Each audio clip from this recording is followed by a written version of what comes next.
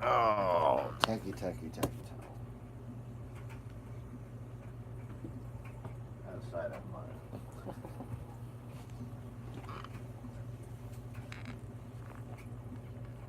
Oh, almost.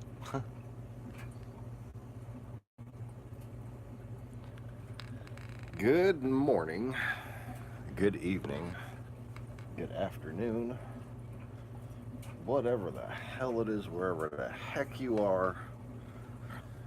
First of Friday, welcome back to the Easy Reefers channel.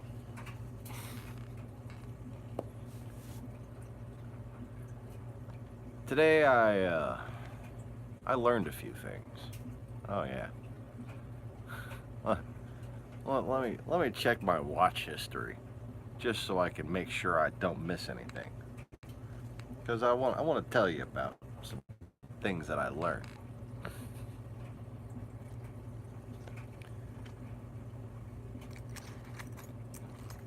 Today I learned that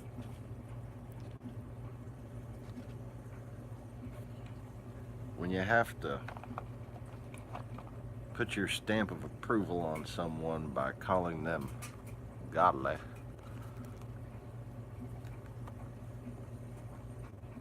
you just sound kind of full of shit. And if they were actually godly, you might actually be able to describe a good thing about them, other than the fact that they agree with you on shit.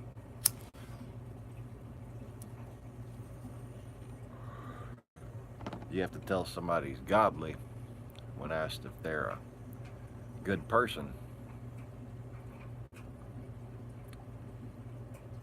Chances are you don't even know the real them. Godly. Sounds an awful lot like you're trying to say God-like instead of, Christ-like. Why do we say Christ? Everybody say Christly. Why do we say that word? It's a perfectly good sounding word, isn't it? We gotta say Christian. Oh. Because we had to make something that sounded like an ism.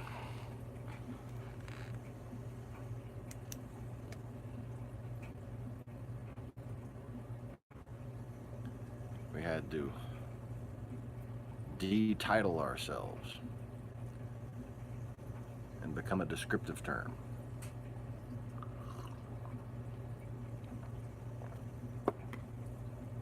As opposed to simply saying royal or an actual, just regular description, which would be Christly? No, it's Christ-like.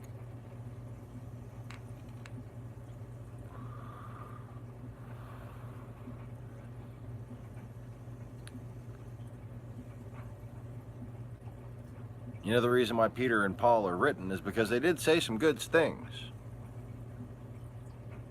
They did help spread the word. Fate happened the way it happened, and it couldn't have happened any other way than it happened.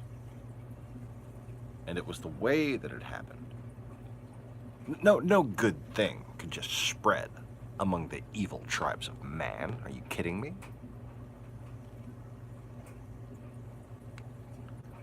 There had to be a Jerry Springer episode play out over thousands of years so that everybody could know what it meant that God so loved the world that he gave his only begotten Son.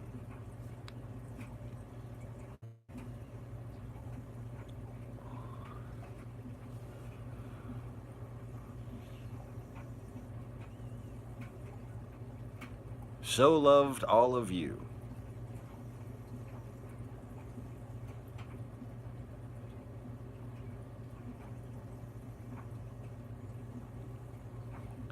that he was willing to incarnate and sacrifice himself.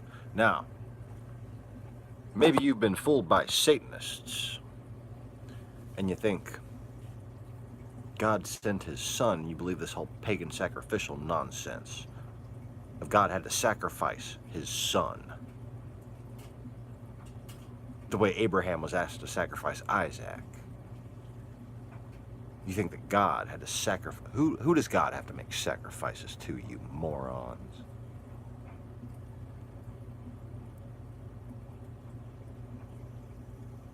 God incarnates in the person of Christ.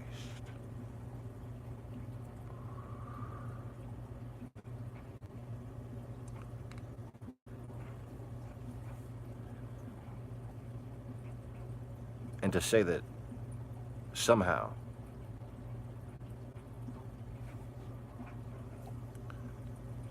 the begotten Son is just that and nothing else is to confuse Christ with an entirely different morning star. It's all about understanding the throne.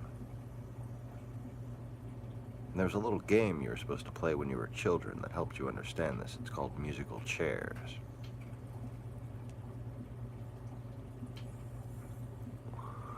And every now and again, one of us doesn't find a seat when the music stops. And I always make sure that when it's me, it's when I'm needed. These are things that you couldn't possibly understand, but that you cannot possibly argue. These are things that you cannot have revealed to you until I reveal them, because I'm the subject matter.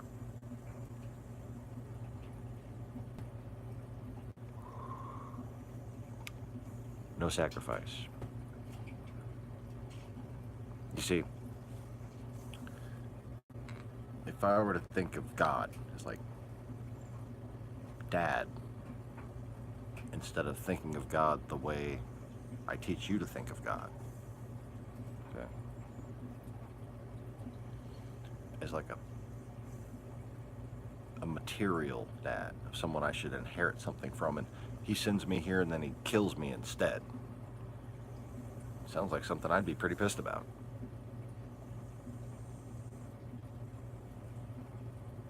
So what you're teaching your children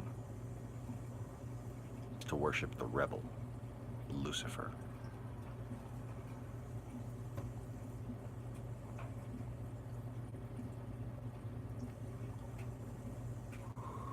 That perspective based on ignorance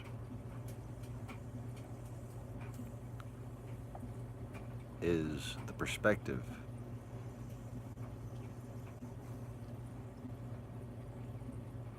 given in the book of Daniel.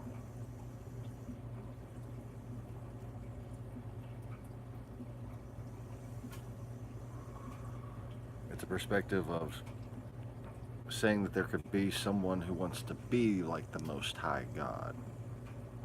It's that same angle, just in reverse. It applies it from the other direction.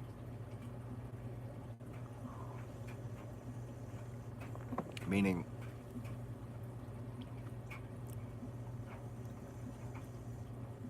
what you have is a false scenario. God has to callously abandon his son. It's the mantra of Cain.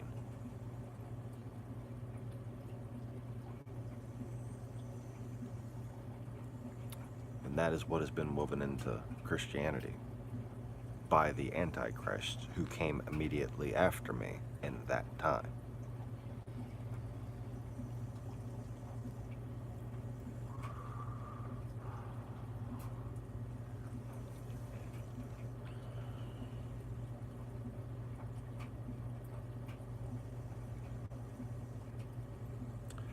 If 3 are chosen and 1 is a mother, who is in charge?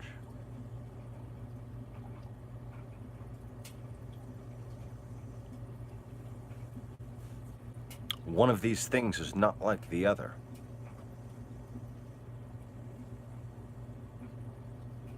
And as such, you've had your war of East versus West ever since. Ever since Mary's rights were denied.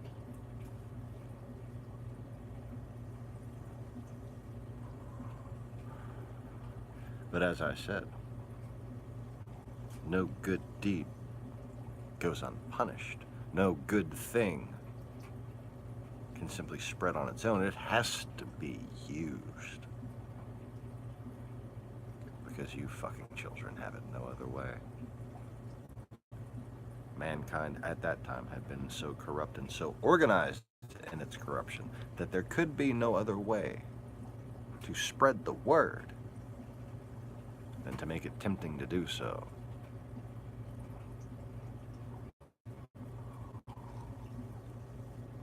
For God is not the greatest of deceivers, but good luck out planning me.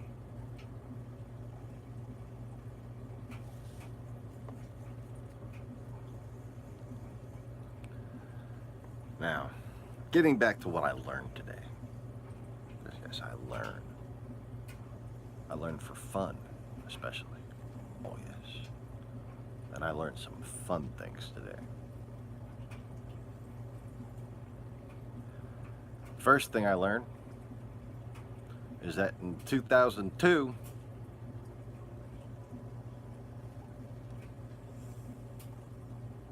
Steve Hofstetter looked like an overgrown 12-year-old. Well, he just baby face.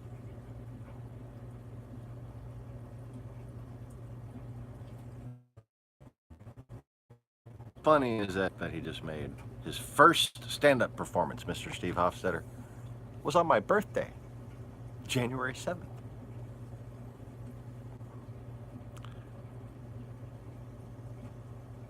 On that particular birthday,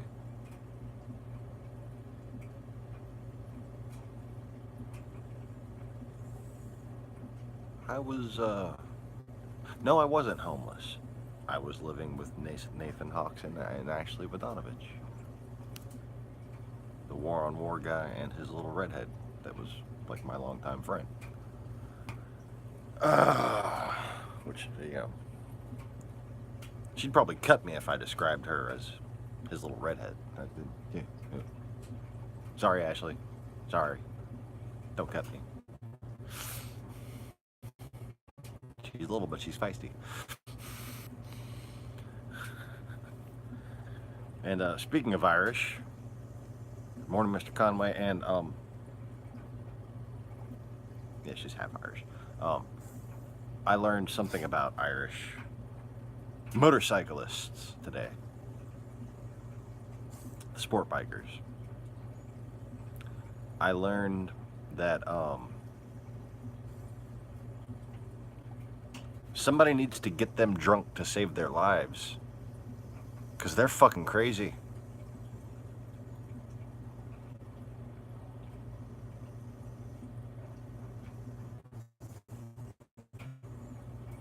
Like, I've seen motorcycles, and I've seen a lot of motorcycles crash. But I've never seen one burst into flames within a split second. Just, you know, because somebody got a little too ballsy. You're not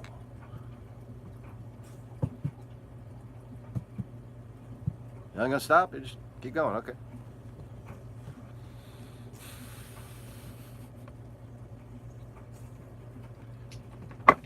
Dingo, lay down, sleepy time. So yes, Irish motorcyclists are apparently the craziest fuckers in the world. Not only are they basically driving through these small village twisty mountain things in an actual race with regalia and numbers and like fucking people on the sides and everything. It's like a rally, only faster, and on motorcycles, and together, like trying to pass. They pass each other, and they can't even fucking see 50 feet in front of them. Not 50 meters, at least.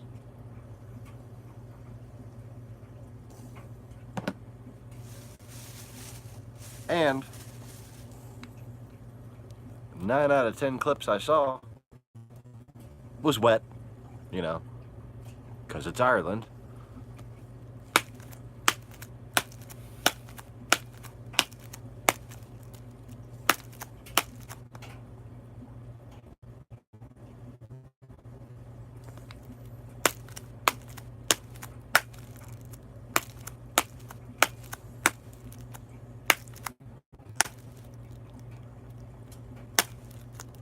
My hands malfunctioning today. Okay. Got a little bit of. A little bit.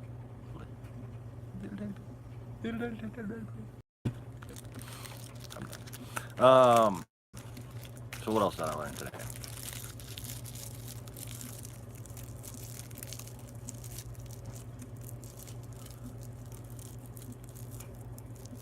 Right? They are a special fucking breed, man.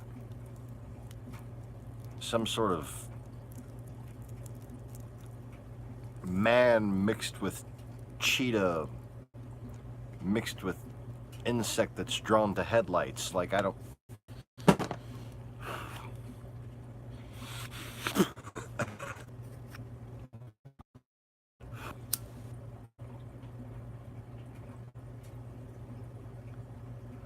So anyways, a lot of them, surprisingly. Okay,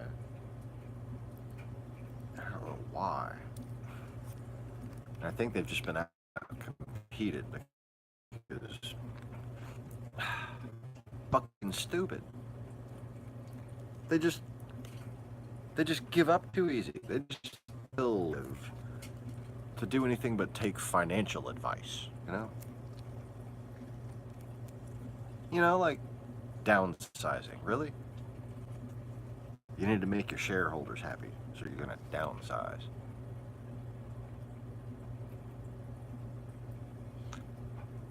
If I was your sales manager and you were my car salesman, I'd fire your ass.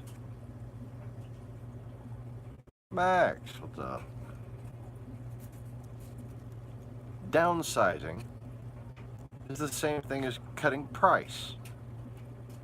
You're cutting the fucking price out of your company. You're cutting the potential out of your company. You're cutting the jobs out of your company. You're saying we can't afford to fucking pay our people. How is that attractive to shareholders?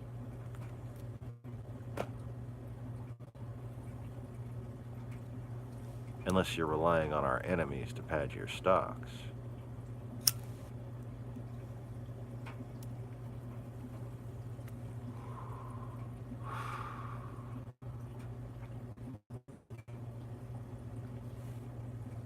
You know, treason is as treason does, not as treason wants. Jeff Bezos. Jeff Bezos might have been fucking born and raised in America. He might be a fucking 5-generation American, but you know what? To me, he's still a goddamn traitor. Because he decided, you know, I'm gonna take the Walmart model and I'm gonna see if I can provide even less jobs and put even more business. Fuck you.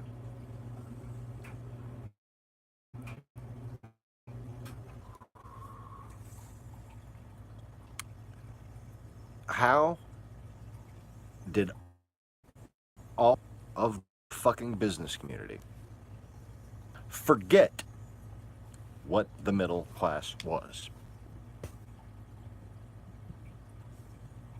I'm sure they think they know. I'm sure they think they have the definition memorized. I'm sure they have the numbers in the bracket where they fit memorized. But that's all meaningless. If you don't know what the point of the middle class is, you don't know the definition.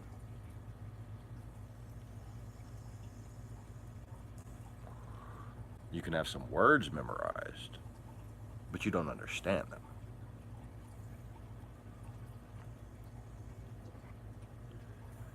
To be a strong, independent country, that is, to defend yourself from the horde, and to keep your government itself from being corrupt, which again is how you defend yourself from the horde,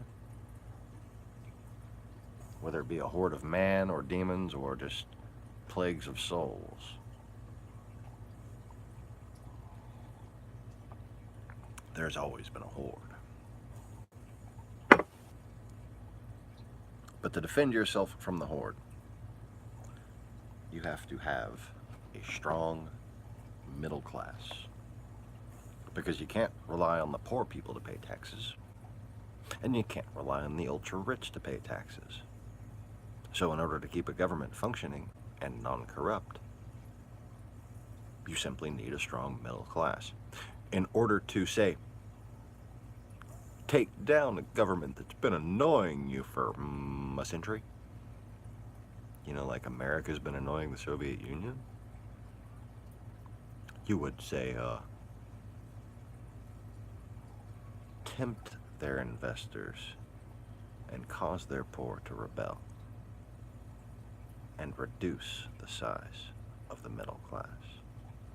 You see, that's what it means to go whoring after Babylon.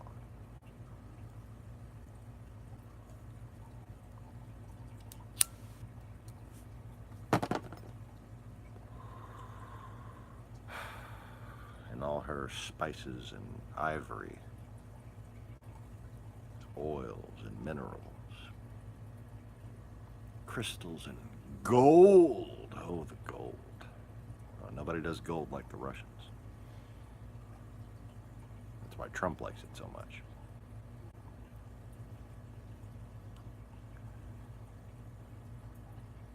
Today I learned something else that I think I might have realized before, but it's worth mentioning again.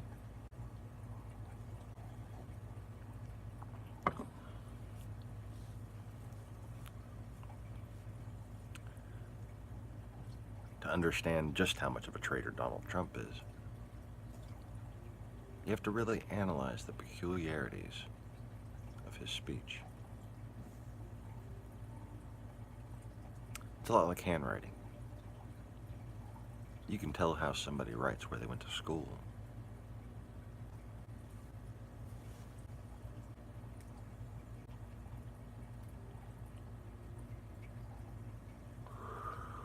And lucky for us,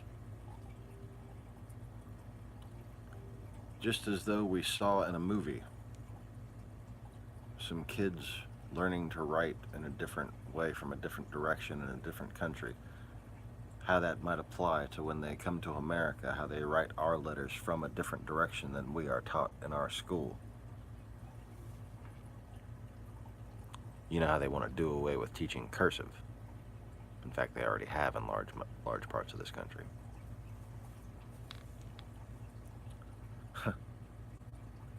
They forget why cursive exists. They forget why grammar and language exist. They exist to keep you free from people from other lands who would deceive you to your own destruction. Pretending that everything is okay and that these people don't exist isn't going to save you either.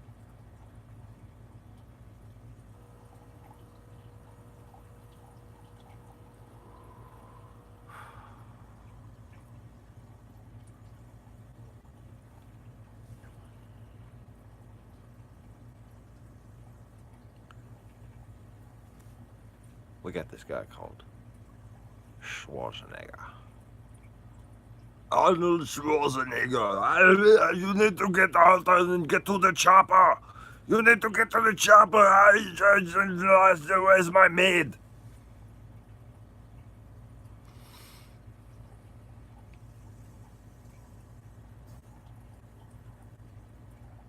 fine example of how a Germanic didn't used to sound.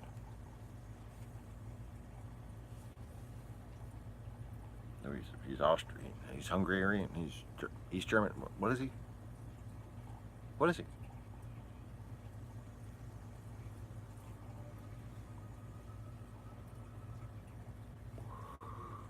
Doesn't really matter.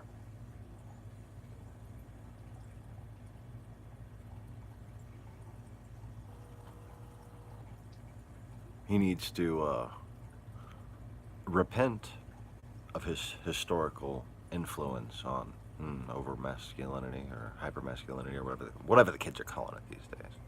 Good on him for noticing. But you know, I've always thought that in his older years he became at least a halfway decent guy. Nothing against Arnold Schwarzenegger at all. Like to meet him.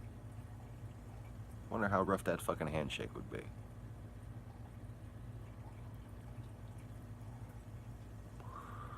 You know, there's Mr. Universe, and then there's guys from Texas. I just wonder who shakes hands harder.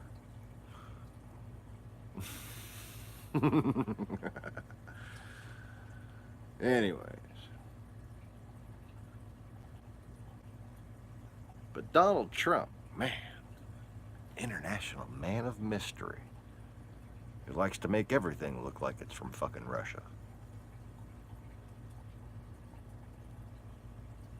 Well, he doesn't have to make his wife look like, never mind. She just is.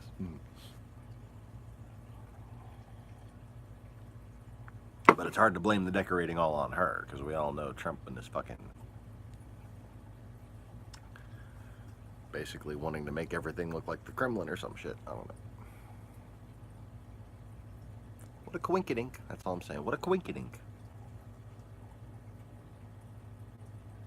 But here's another coinkydink for you.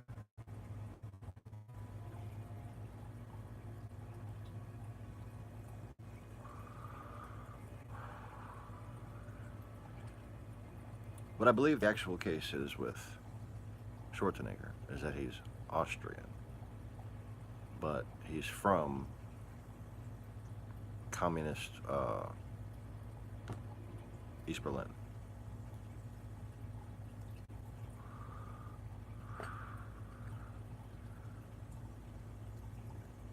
Forgive me if I'm swapping that around because that's so hard to fucking remember. It's like the ultimate cookie cutter dyslexia nightmare.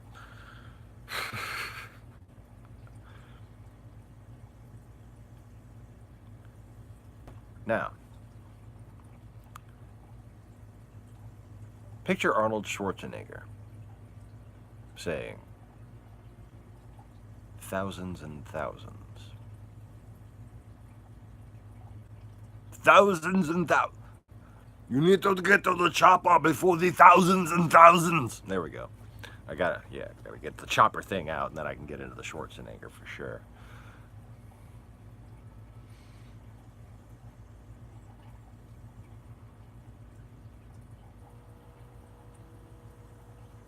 Now try to do a Donald Trump voice in your head. He likes to say that thousands and thousands thing, but did you notice how much he sounds like Schwarzenegger when he says it?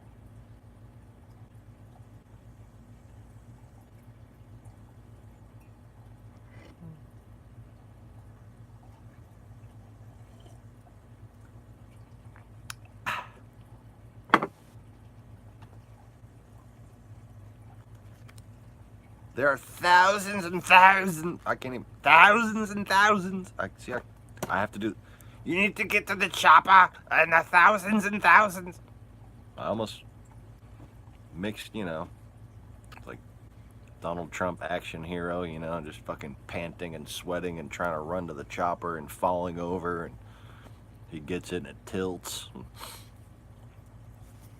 Because he's fucking. Never mind. fucking disgusting slob.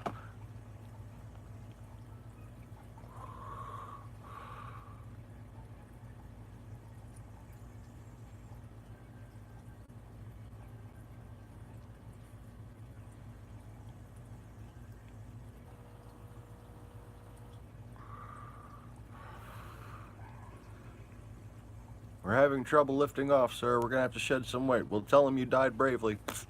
Okay.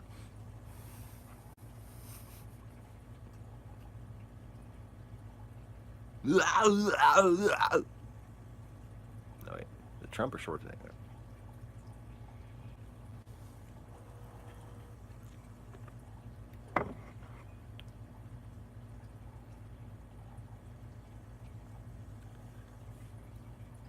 I wonder what old man Drumpf sounded like.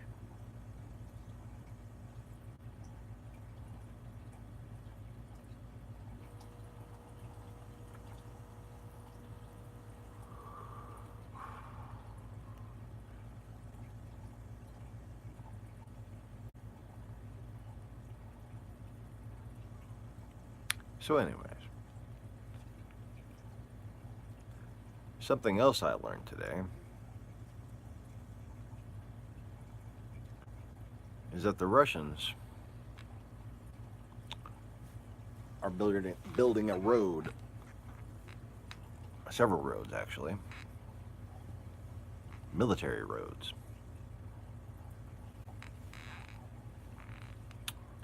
through the swamps in Central Europe, or Eastern Europe.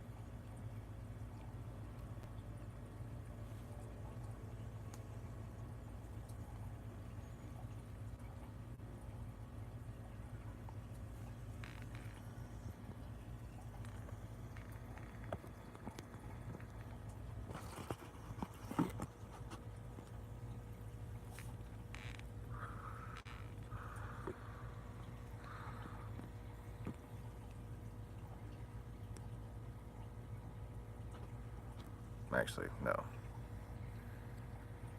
These guys are with my little news group thing, so they're not gonna mind if I show something.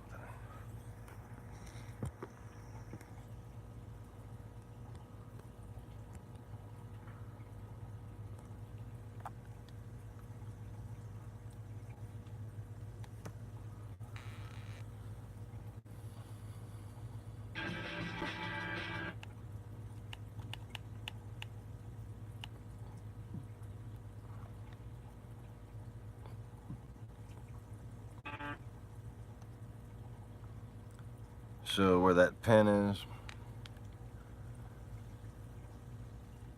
basically coming from the central military industrial complex south of the capital. And by the way, military industrial complex is not a conspiracy theory term.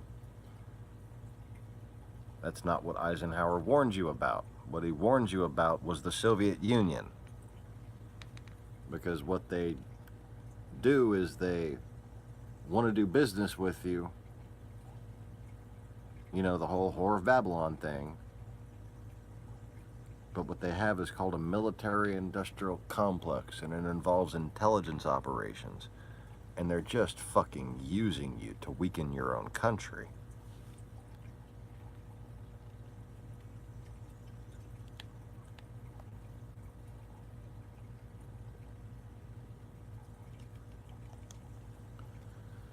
Belarus is building military-grade roads, 20 meters wide in some places, to the border with Ukraine. The roads are built across the Almany Swamps, Europe's largest untouched wetlands, with an area over 900 square kilometers. Belarus, whose economy depends on loans from Russia and Russia's oil and gas discounts,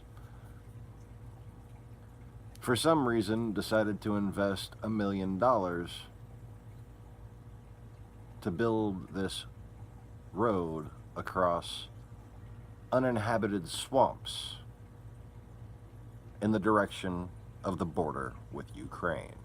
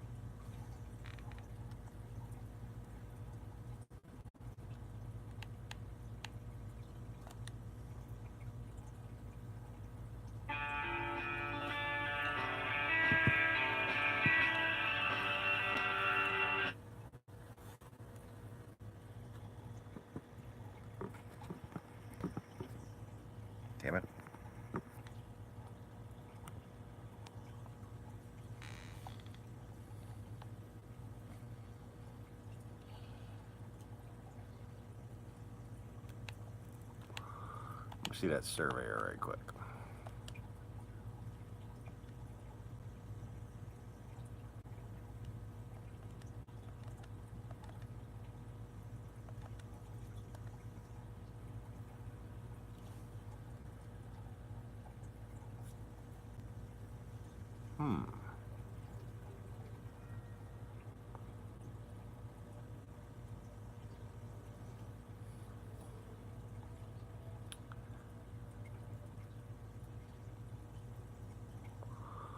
Interesting pants and boots.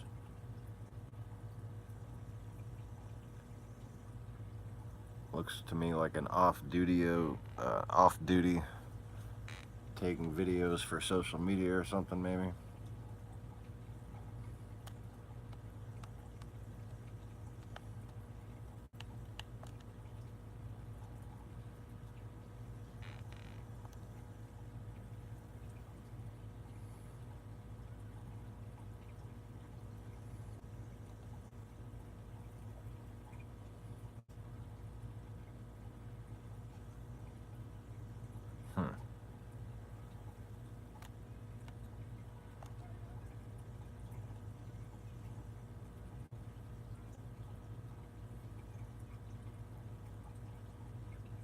Yeah.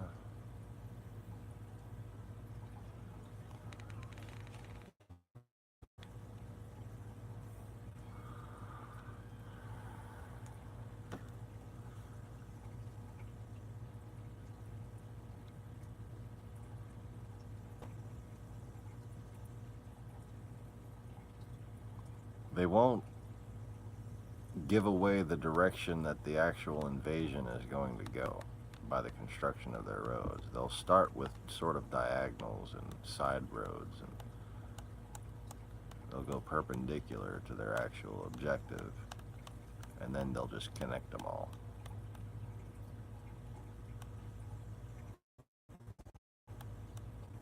And what you'll wind up with is a strategic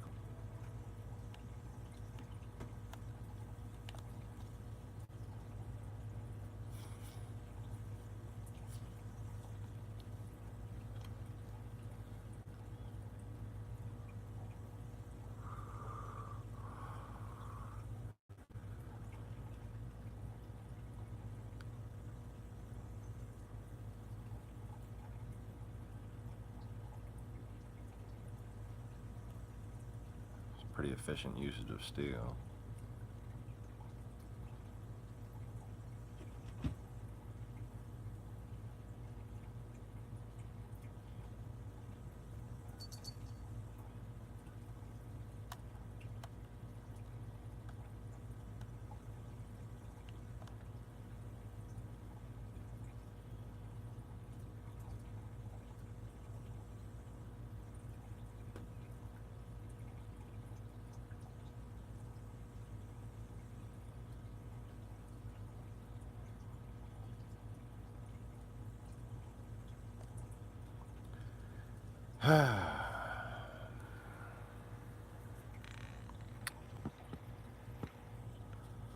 So,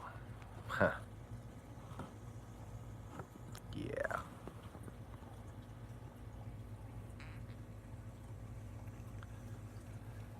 Something else I learned that kind of relates to that, although I learned it a few days ago. I just forgot to mention it. But now that we're on topic,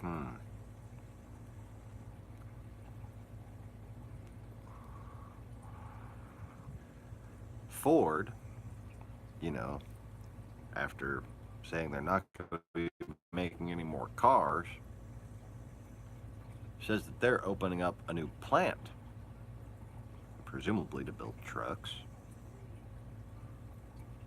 And they're opening it right in the very center of the United States.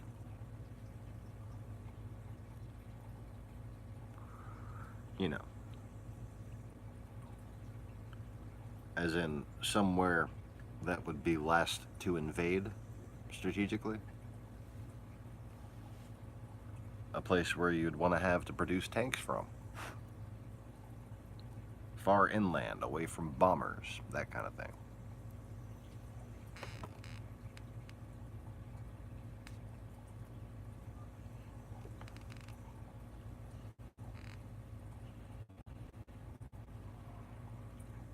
That's a little fucking disturbing, huh?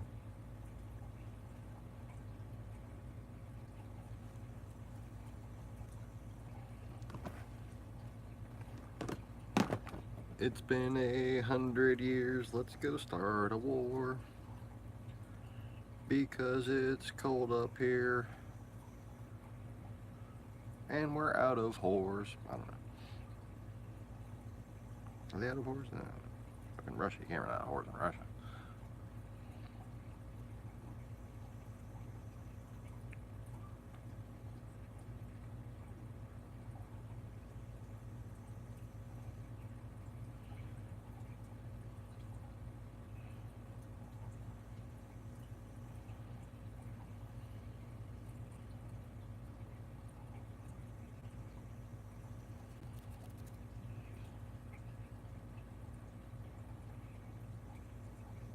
Yeah, you gotta kidnap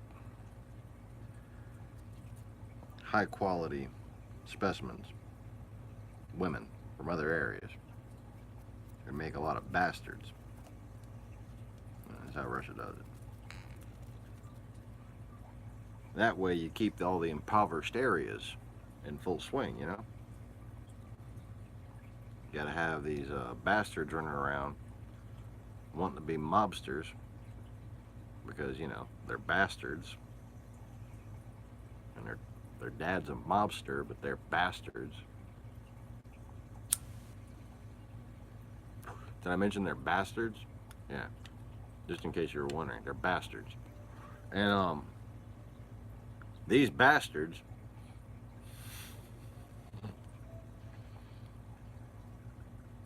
are given limited power and a big fucking chip on their shoulder because they're bastards. And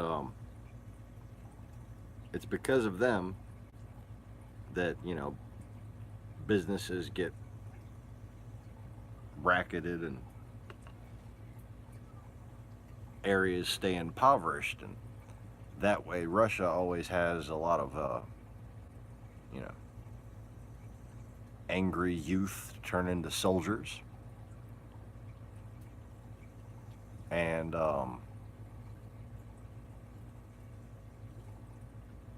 whores. Yeah, lots of whores.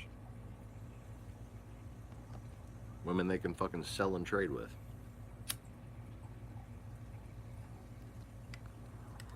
You know, Putin says Russia has the best prostitutes. You must take pride in a leader like that. Yeah, I suppose bastards would.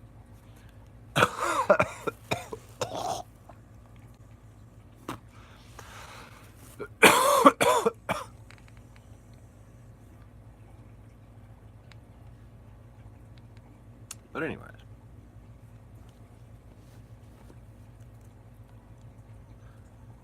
so speaking of bastards,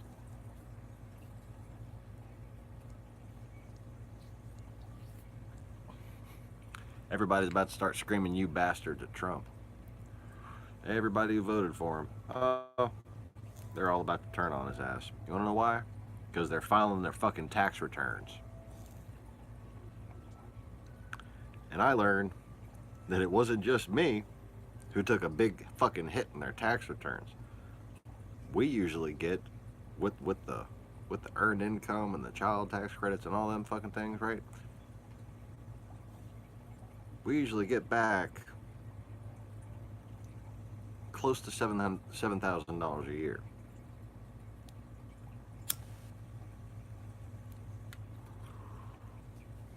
Never claim shit. Always get max withholdings, you know?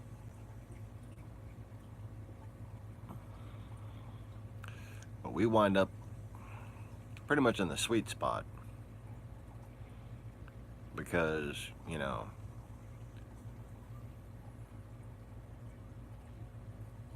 my wife or I have always worked full time at least 6 months of the year or some equivalent. Okay.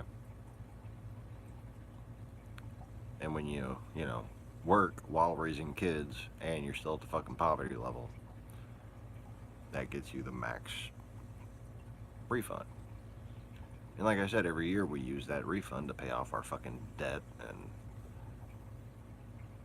like we'll just fall behind on bills after Christmas and everything every fucking time, and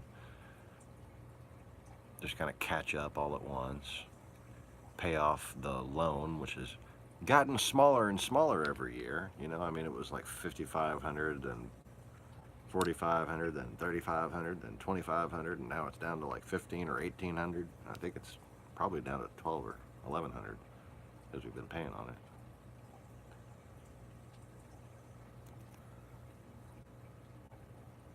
So we're in, better shape this year than we've ever been, other than the fact that now we're only getting about $5,000 in fucking returns. So we're in, better shape on the debt side, but now we're getting a much smaller tax return. $2,000 less. And I wasn't complaining or worried about it, okay, because that's still going to help us out a hell of a lot. We we just barely don't get shit turned off around here. All of our bills are just adding up. The balances are just adding up. We're just barely keeping stuff on right now. And then when Republic came out, that zeroed us out.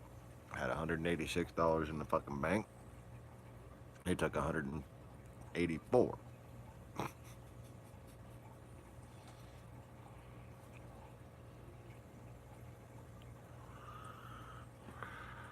Boy, they better be reporting on my fucking credit. Anyway, I need to make a note of that. I need to check my fucking credit report. See if there's anything yet. I've never really had credit. I don't like credit.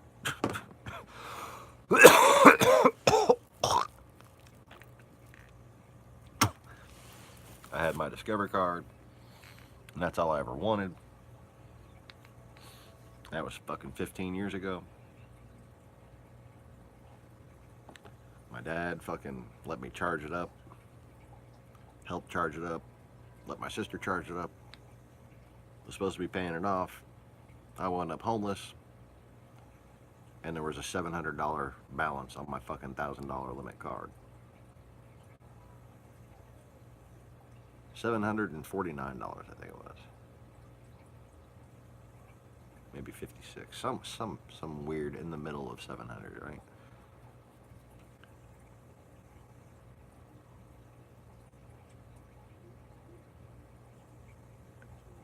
And I got them to put a freeze on it and shit,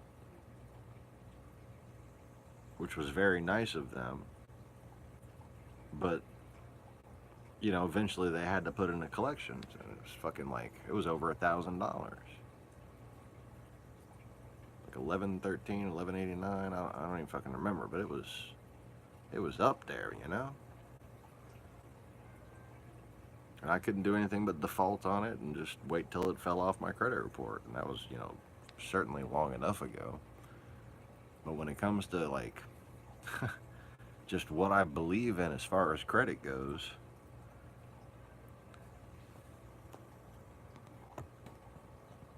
I'm fucking weird.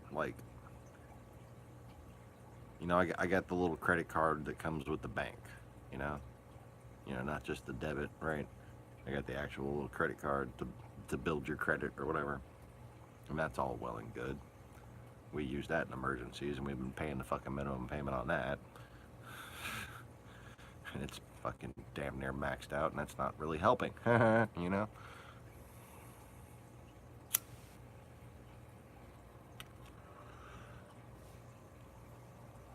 But if everything goes well next week,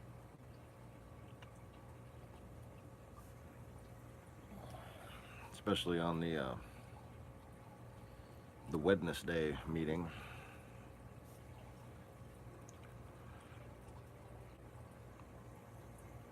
and if I had to choose, or when I have to choose, when I can get right, when I actually can make decisions about my own finances instead of just reacting out of desperation, what I'm going to do is I'm going to call Discover Card up. And even if the record's been lost, I think by now there's no way for me to even pay it. You know, there's nobody actually with the fucking,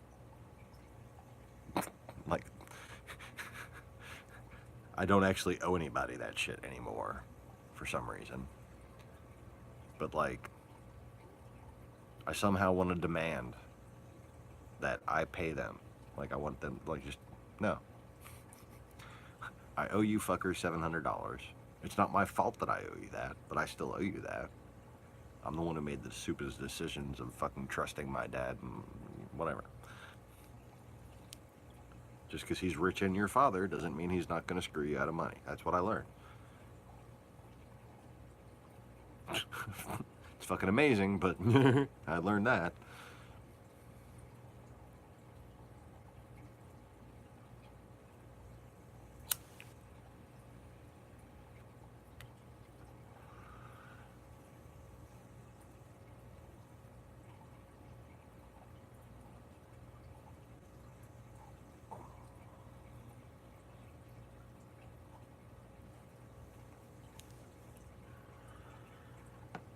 Oi, oi, oi, oi.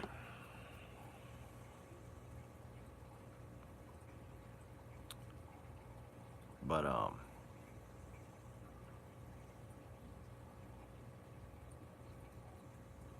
screw it.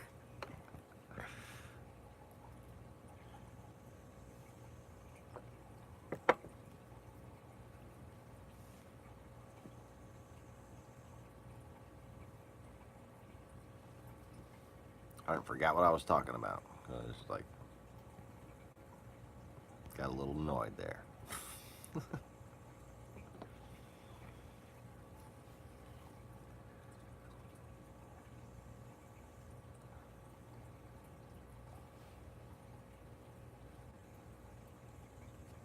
If it sounded interesting, feel free to remind me.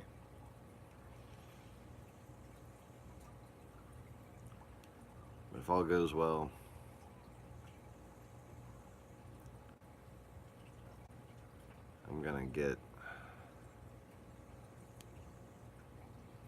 I'm gonna start with $1,000 Discover card. I just want to be where I was before everything got taken from me, you know? Before I just sat there and had to listen to bad news for 15 fucking years straight. That'll kind of wear on you. Just one bad thing after another. Like, I could just, like, go through any little 3-year period of my life, and that could be, like, the book written about somebody of why they killed themselves, you know? Like, that's just a normal 3-year period of my life. I got those fucking stacked end on end.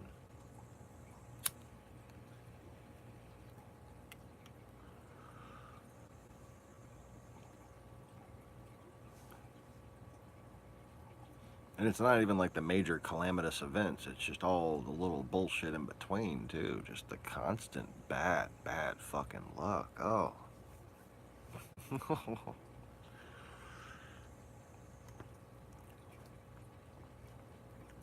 You know, it's like, just like it would be shitty of God to make one person who is just better than everybody else without them being, you know, basically him incarnate or some ancient teacher incarnate or something like that.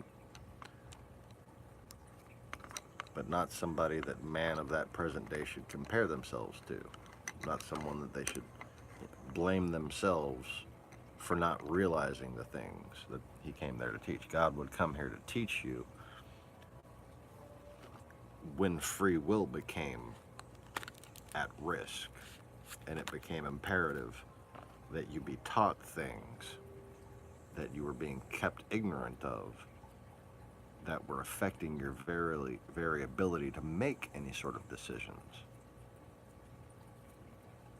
But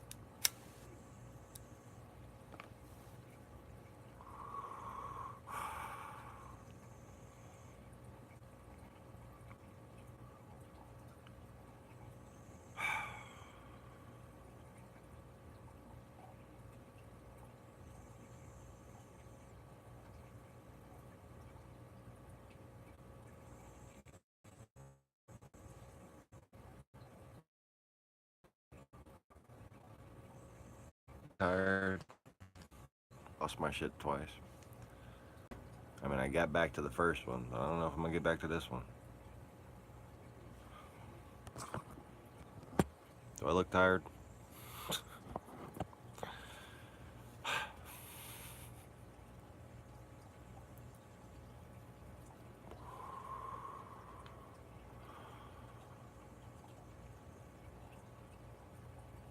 My mind's going in a million fucking directions at once, and that's really wearing me out. Doesn't help that I got fucking notes and shit right in front of me for my business proposal, not for the video.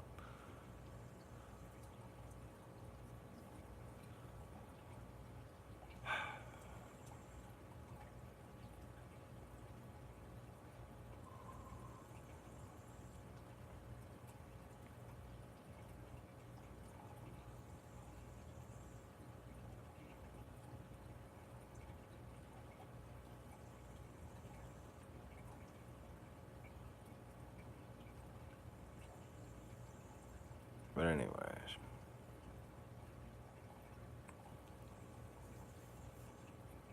it's not coming back to me. Feel free to be my living teleprompters if you want. I'm going to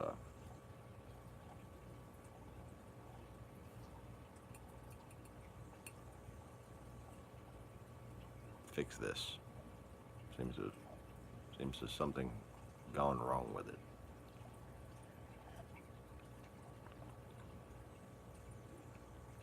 I can see the bottom of the cup. I don't think that's how this is supposed to work.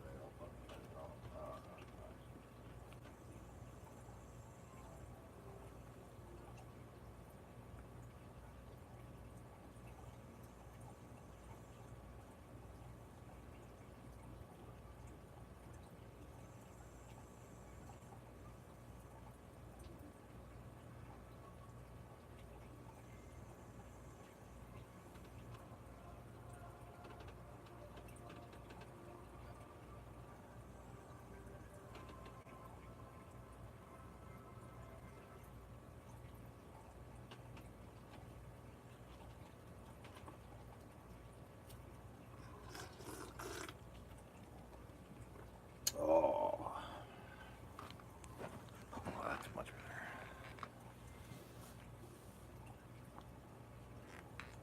better. I can feel my brain coming back to life a little. Just a little.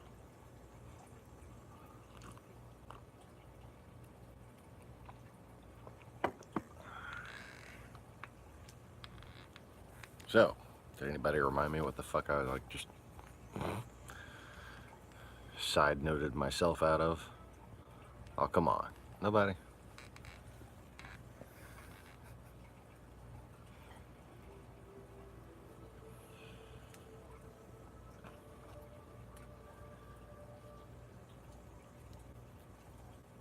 Seemed like it was pretty interesting. But I started comparing it to what I was saying previously, and then I couldn't get fucking back to it.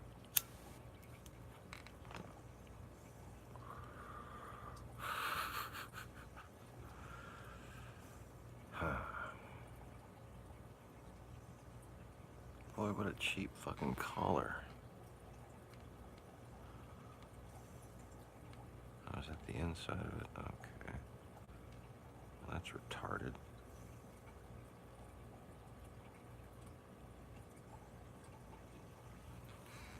Oh, it is the outside of it. Laney's collar is just frayed to shit.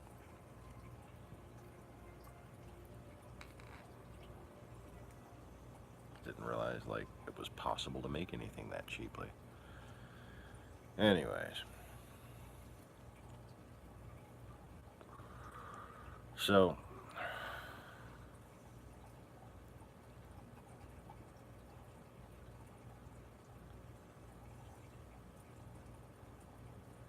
I just believe in paying your debts.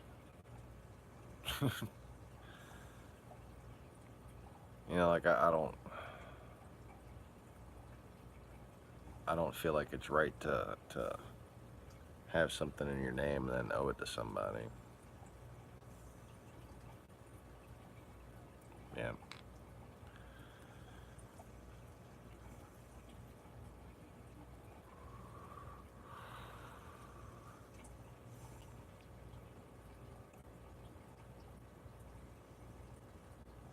Our plan this year is to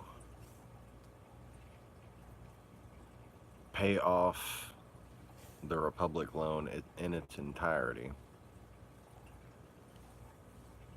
And then I might actually look into, you know, why not? I want to see about a Discover card.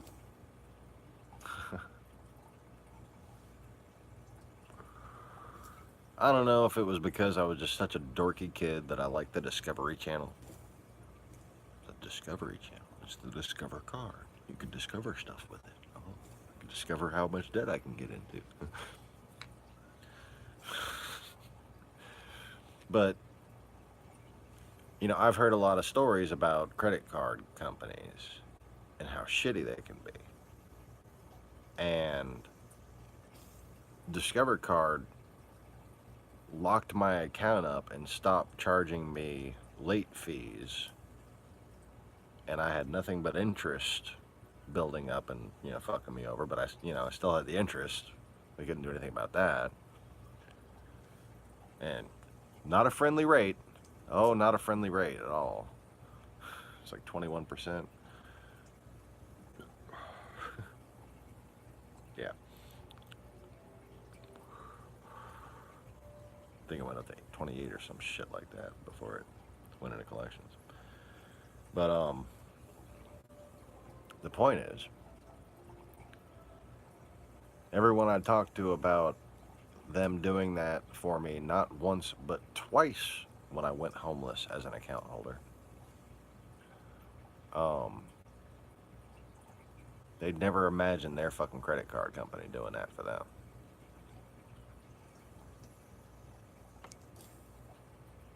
You know, I can understand, you know, eventually they got to put the shit in the collections.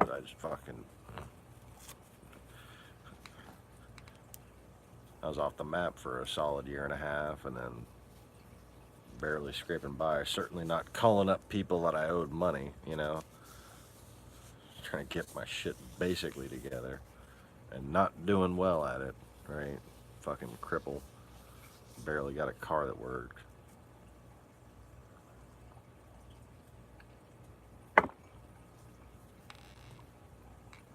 Not exactly in a position to just call people up. How much money do I happen to owe y'all?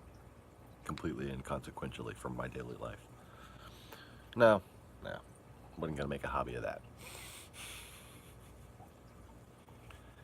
But my current plan is to, you know, like Dave Ramsey, Grant Cardone, all these different guys. None of them have all the answers, right? I only have the fucking answers that you can't see for yourselves. And I like to think that I can discern between the best wisdom of man. And that's what I recommend other people try to do. You take what you can sense that Dave Ramsey's right about. And you know that it's from God. But, you know, opinions are like assholes and everybody's got one. try to know the difference between things that make you more Christ-like, things that make you more sensitive to others, okay, and things that just make you feel like you're right about something and agree with you. Okay, so there's a difference, and people can get confused and caught up in everything that somebody, one mogul or guru or whatever you fuck we want to call them, says, and get severely misled because everybody, these people are only human. And you can count on them making mistakes.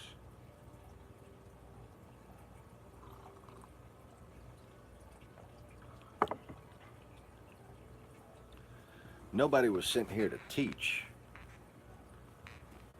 That's driven to make money off of that. You know? I'm not driven to make money off of this. I don't have a plan to go from this to selling books and shit. I want to go build stuff and do work and, you know.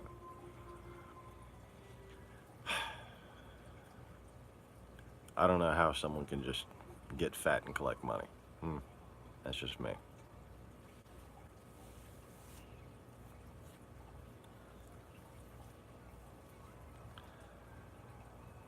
But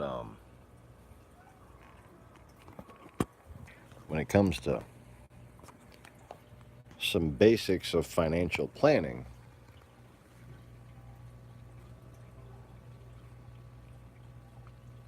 Dave Ramsey is a pretty smart motherfucker. Especially when it comes to people who make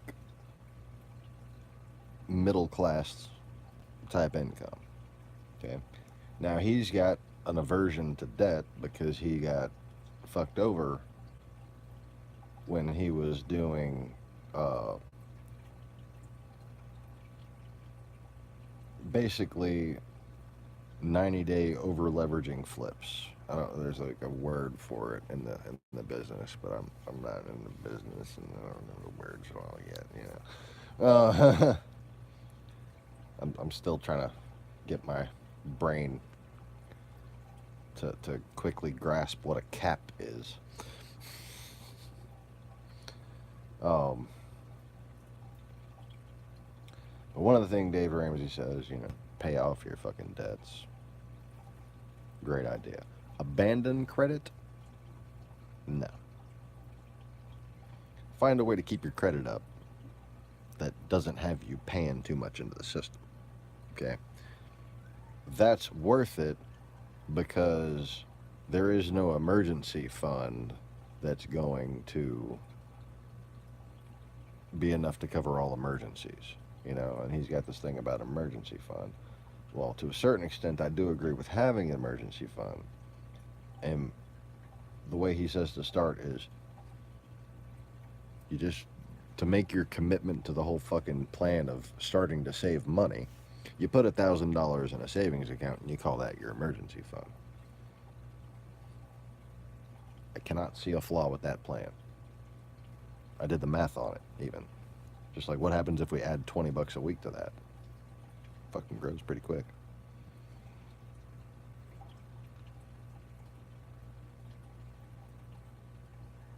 Becomes $1,500 in like 3 years. Something like that.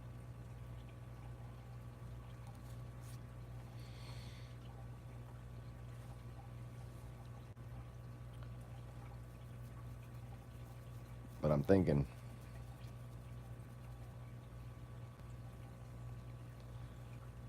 as a backup plan to build my credit, it's a good thing I'm getting my meetings done before I get this fucking money, because then I'll have a better idea of how to spend it, As a backup plan to build my credit, I might put that $1,000 and secure a credit card with it. And if I can, it'll be a Discover card. Maybe I'll discover something. Anyways. So yeah, pay off your debts as a priority. That just makes fucking sense by the numbers. Because the interest on what people charge you is always more than the interest than what you're going to make off the bank, you know?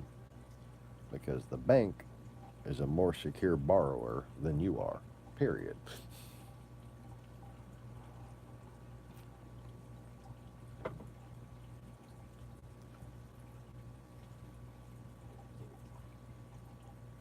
Don't get trapped in any of them zero interest, zero payments for blah, blah, blah things ever. Because guess what? If you're interested in that now, it's because you can't afford what you're looking at. And if you can't afford it now, you shouldn't take it for granted that you'll be able to afford it in 6 months. Or the first year, whatever it is.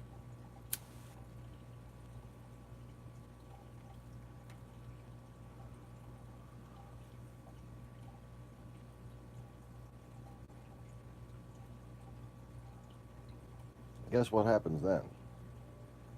They take the shit back and they still charge you for it.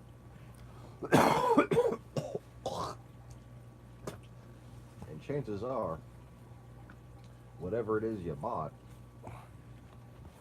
they're overcharging to begin with to cover that whole generosity thing.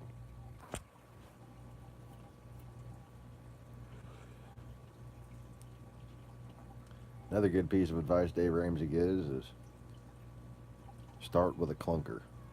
Start with a car that is so fucked up that it needs a name.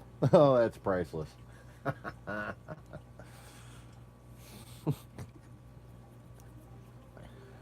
It's got to be a woman's name. A woman's name. It's always a woman's name, isn't it? If it's not some kind of artificial name, it's got to be a woman's name.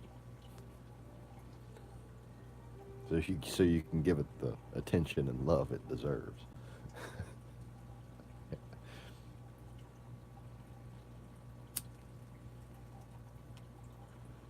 My sister, oh man, my sister had the best clunker.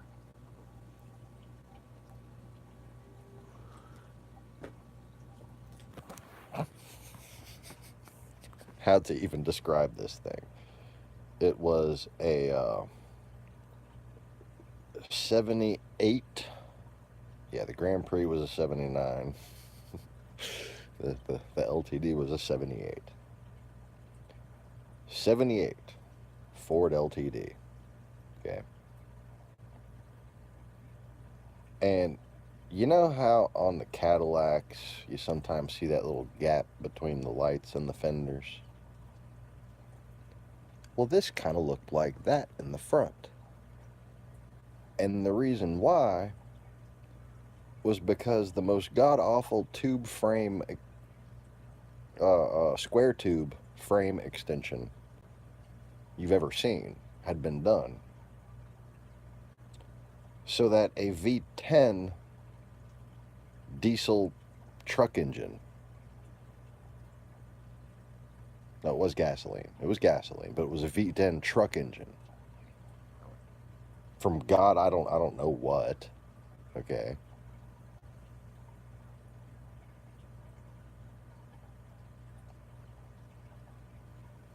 Like a 4.5-inch gap. Hood, everything. The front grille sat 4.5 inches out.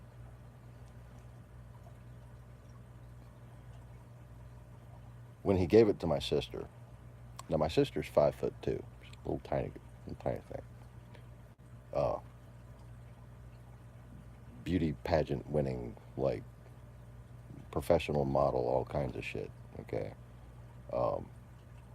Then moved to New York, and her inner ghetto, her old inner ghetto from back when we all lived in the ghetto became her outer ghetto, and yeah.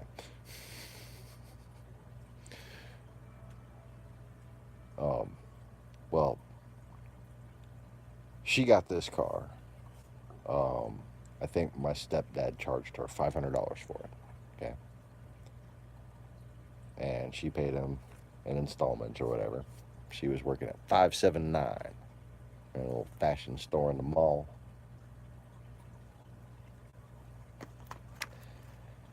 And this car, I can't remember whether started brown and green, or was it brown with green primer, or green with brown primer, but it was just mostly primer.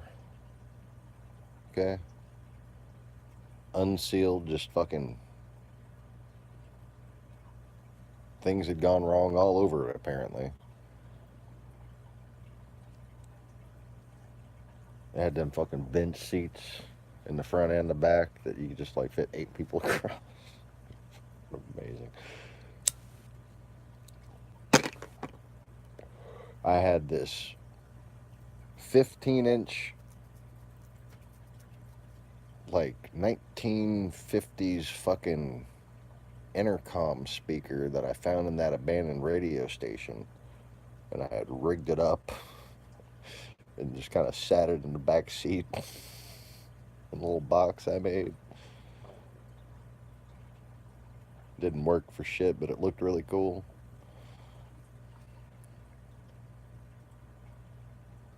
And this car was dubbed the Love Boat.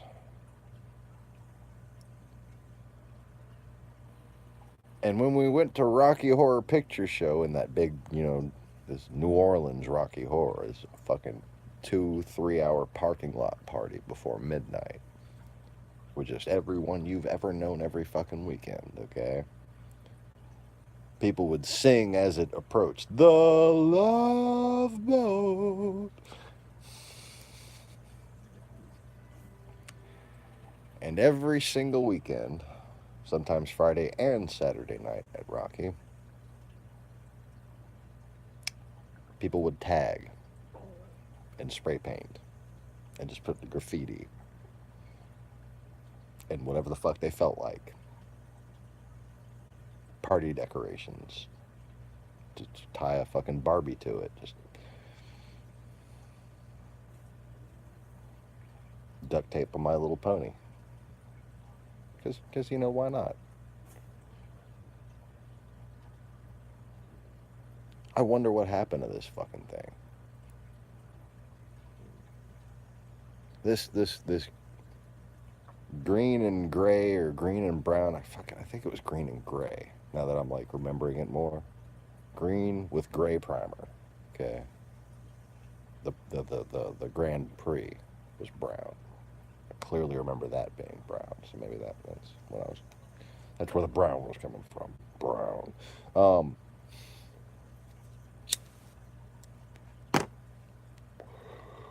We would pull up on driving on Veterans or Cheverne to like the main drags or streets or whatever, where restaurants and bars and everything were, places to be, and get revved on by like everything from Mustangs, Camaros to little Civics with fart cans.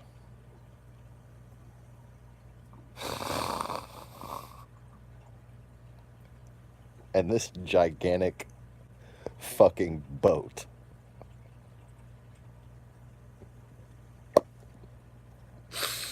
Like a hammer, okay? Just boom.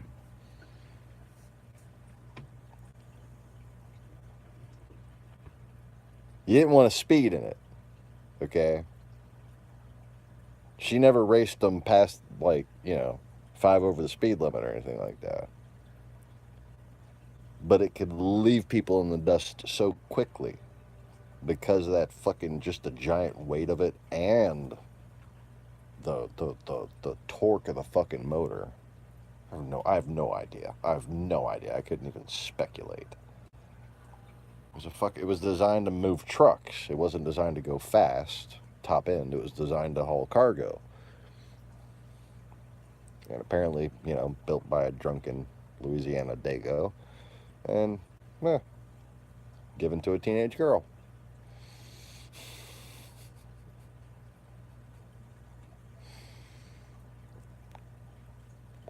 All right, Max, take it easy, brother.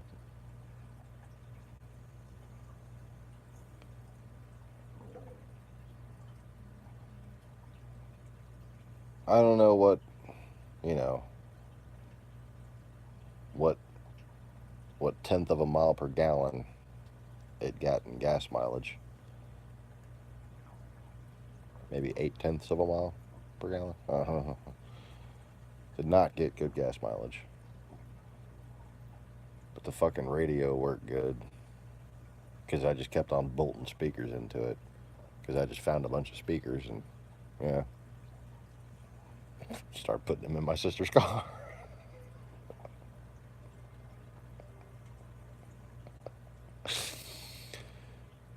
And just none of them were any good, but together, like they made something. I don't know what it was, but it was something.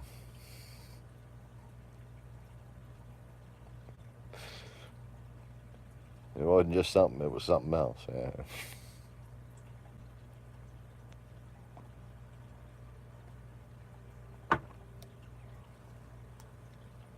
But that's how you do it right there, man. You just get the car that time forgot. And you just run it ragged, or maybe you wind up successful enough to make it a museum piece of some sort. Oh, what I wouldn't give to find every one of my old fucking cars, man. I don't know which one I'd rather have back more, my 93 Integra or my 88 Integra, or the 86.5 Prelude SI. Obviously, for collector value, it'd be the 86.5 Prelude SI. Because not many people even know they made a fucking 86.5. They think it's 87 now.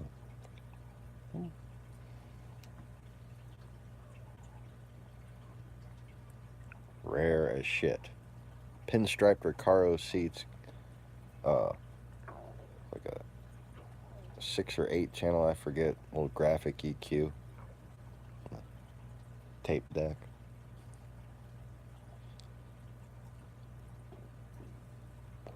Five-speed, A20 motor, 12 valve, tap it head, tap it adjust cams. I know because I rebuilt the head. I taught myself how to rebuild that head. It was pretty fucking straightforward simming. So I'm like, I think I can fucking do this. Got myself a little feeler gauge and went to town. Ordered the parts that weren't tightening properly. Rebuilt it. Oh, that shit ran good too. Yeah. That would probably be the one.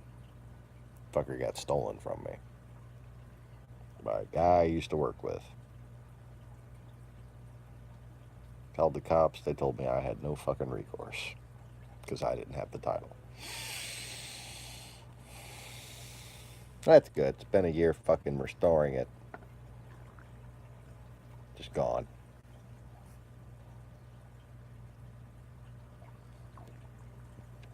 Oh, I'm never gonna forget that motherfucker. I just got more things to worry about than him.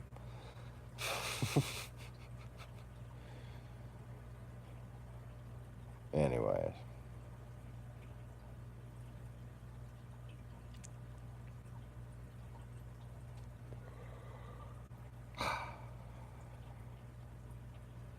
Yeah, it sucks being so connected to a place that's like, there's no way I can not go to jail here, is there? Oh, shit. My car, yet I'm gonna go to jail for anything I do right now. Did I mention that whole thing about the bad luck things? Yeah.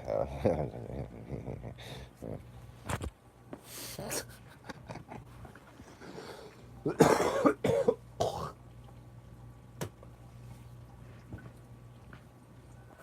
that was a sweet little motherfucker, man. It had a bullet hole in the side. It was kind of rusting in some places. I just hand filed because I didn't have a grinder. Sanded, painted, well, bondoed, sanded a little bit more. Didn't know enough about body work, but I was trying.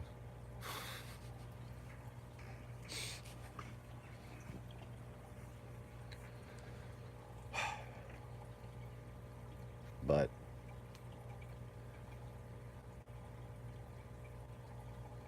I whited out the black bumper line and the side moldings, and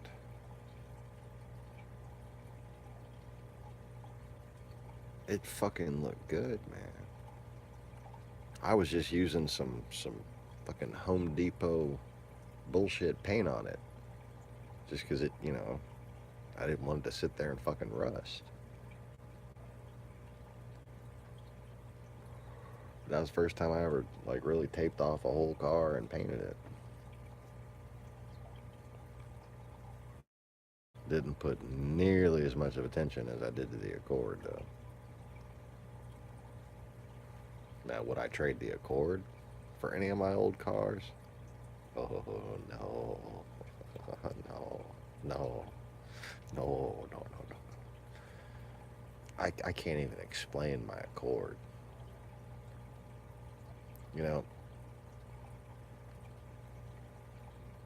I think the reason why CB7tuner.com was like the odd success among all the little Honda tuner communities, it's just because of that.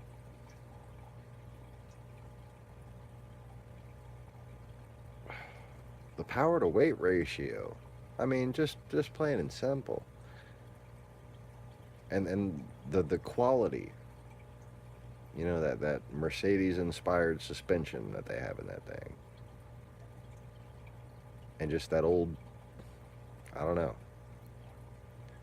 Like, of all the little boxy small cars, they're just kind of a little bit curved, a little rounded on the edges. The CB7. If you do it up like a Legend, it looks better than the Legend.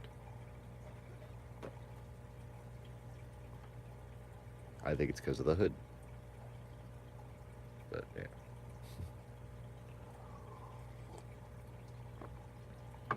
It's all it took for me to fall in love with the fucking 2013 Accord.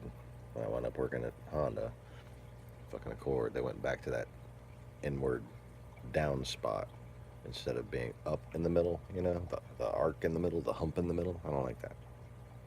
I want that. I want the hood to grab some downforce for me, Just a little. It does help.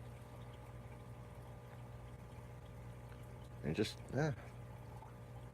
it just feels so much more like what Honda's supposed to be. I don't know. I don't even know how to explain it. It just feels more like a Honda when it's got the down part in the middle and up on the wheel arcs. I don't know. But that the Legends of that year, they had a V6. That's nice. But you gotta have a hump in your hood. That's not nice. So what's the solution?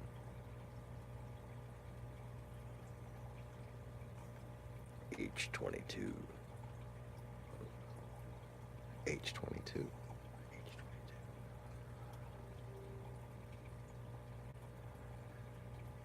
Tell you what, before the K24 came out,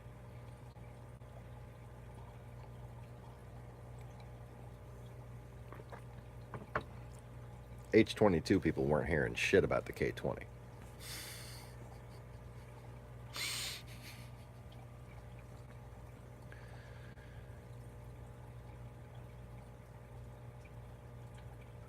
But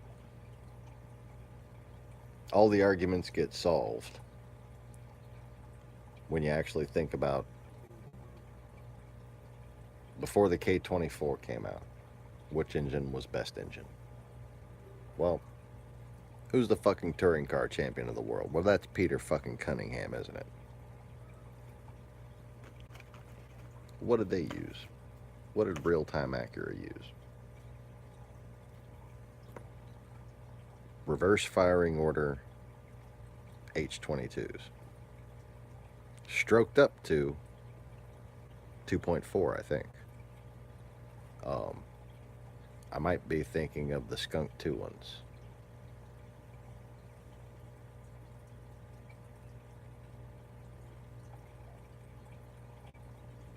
If it was a 2-liter class, they would have stroked it down. Okay. But whether it was Skunk 2, which did reverse firing order, or real time, 2.0 liter class, H22, reverse firing order, that means the intake is on the front and the exhaust is on the back. H22 comes with the exhaust facing the front of the car behind the radiator, you know, and the intake comes around back, right? You flip that around and you're halfway to a K-series already. So in a lot of ways, it was real-time Acura and the people who were racing, the various companies who were racing, that kind of developed the K-series, or the principle behind it. But they didn't use a B18, they didn't use a B16, they used that fucking H22. Because it was a Formula One engine cut in half. Alright?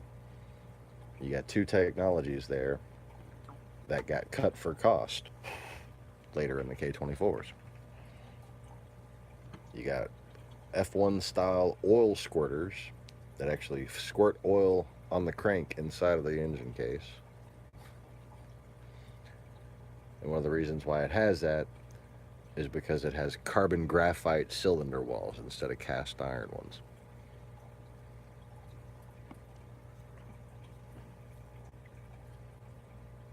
Such a great fucking motor. Not turboable.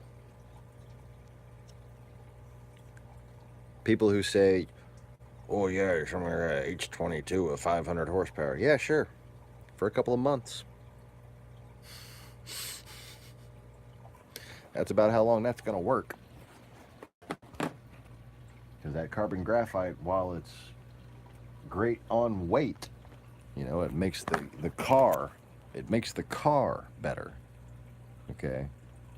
It doesn't make the engine better. There's a difference. The carbon graphite, it's strong, okay? And it can make that engine last through some very adverse conditions during a race, like an endurance race.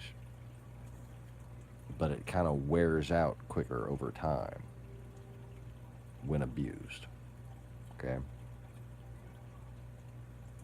And if you turbo it, what you'll have is basically that carbon graphite will get just eroded the fuck away in a hurry.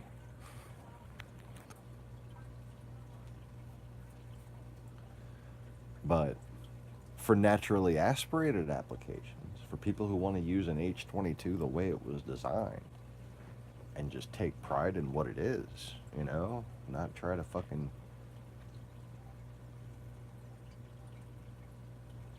think of it as something that it's not. I hate it when people think of Hondas as something that they're not. They're not meant for drag racing. They're meant for cruising. They're meant for going quick around corners and mastering the application of throttle to maximize acceleration and fuel savings. It's meant to... Hondas are cars to be connected with, basically.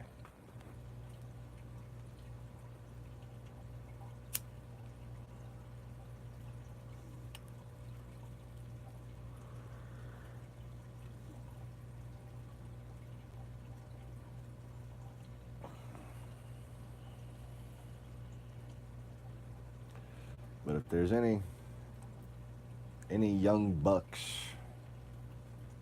or you know, bored dads or whatever. I guess that would qualify me as a bored dad. And you're thinking, what kind of little old classic car can I fuck around with? And you're trying to find a Nissan 300ZX or an old Mustang or an old whatever. Say maybe you think you're trying to find an old Mercedes or an old BMW. Maybe you're looking at Civics and Integras and Preludes. Maybe you think you gotta have an Integra or a Prelude to go fast. Nope.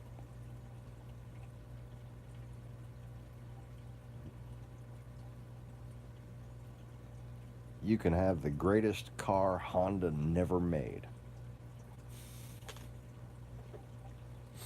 Because that's what it is. It's the greatest car Honda never made. Oh, they fucking should have.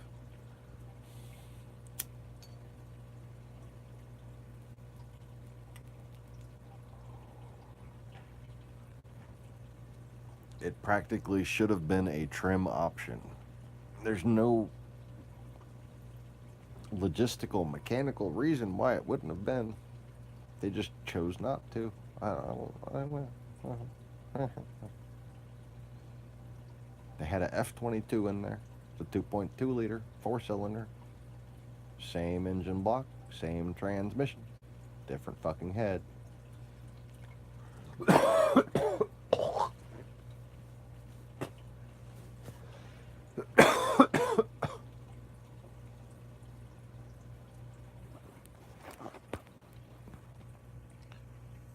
Stock engine. 118 horsepower. 139, I think, in the EX OBD2. 128 in the OBD1, excuse me. 118 in the OBD-O, 91 and 90 model.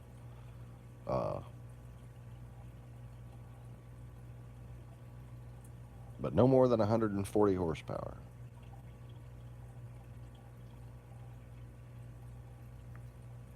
For either the Integras, the base model Integras, or the Accords of that generation.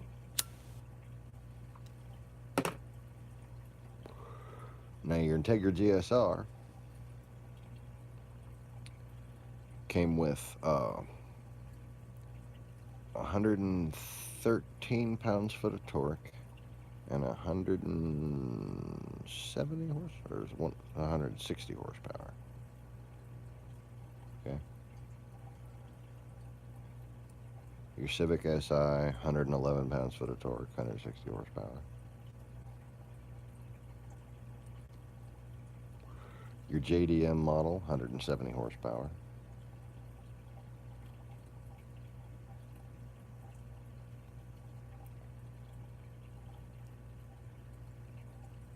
Now, a CB7 doesn't weigh a whole lot more than an Integra. It weighs a considerable more amount than an early 90s Civic, but not that much more. And where it weighs more is in the axles and the suspension. Where it weighs more is where it matters, where you actually need it to weigh more to handle more power.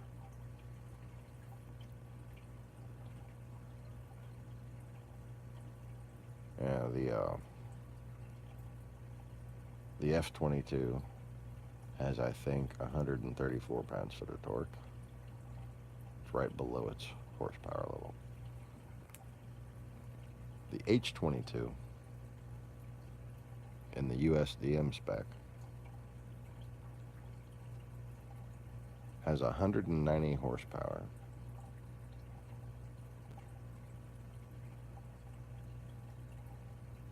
and 151 pounds-foot of torque. Somewhere around there. The JDM has 200 horsepower and 153 pounds-foot of torque.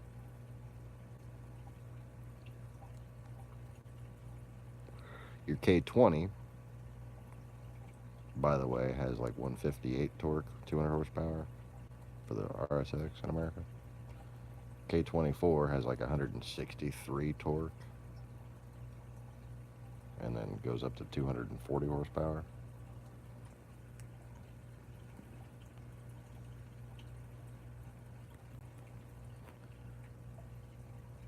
But that H22 is a hell of a jump. Your B18C 134 torque, just like the F22.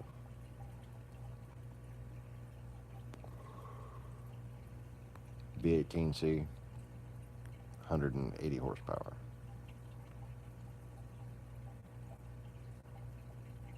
190 JDM. Or is it 170, 180 JDM? 180 JDM, 170 US. H22 JDM 153. 20 more fucking pounds-foot of torque. 20 more pounds-foot of torque than the B18C or the F22.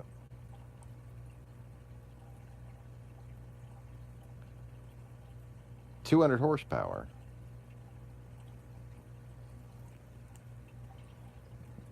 And it might be, I think, maybe the H22 is 180 US, 190 JDM. But I think it is 190, 200. I'm fucking... Might be a little fading in my memory there.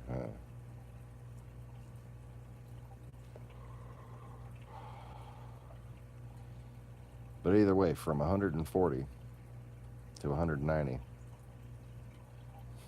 50. So 50 or 60 more horsepower, 20 more pounds-foot of torque.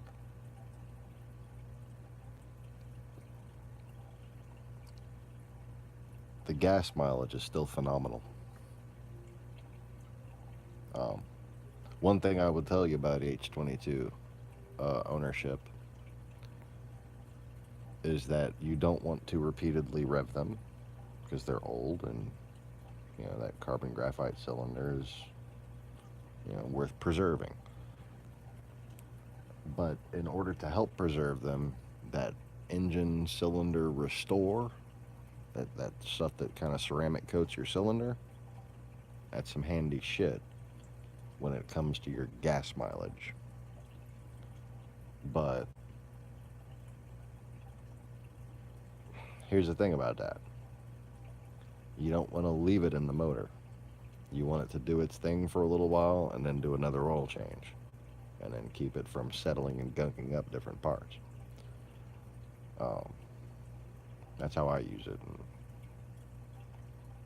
has good results for me. Anyways, I can fucking talk about car shit forever until somebody stops me. Somebody please stop me.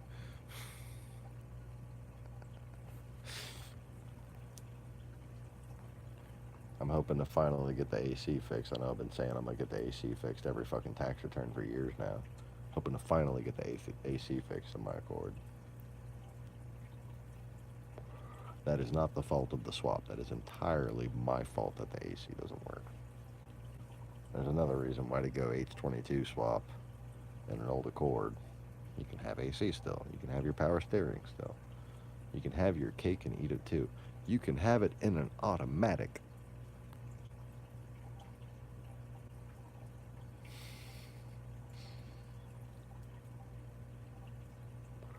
It's like a little muscle car. That's what I call it. It's my little Japanese muscle car. It's got half of a big block.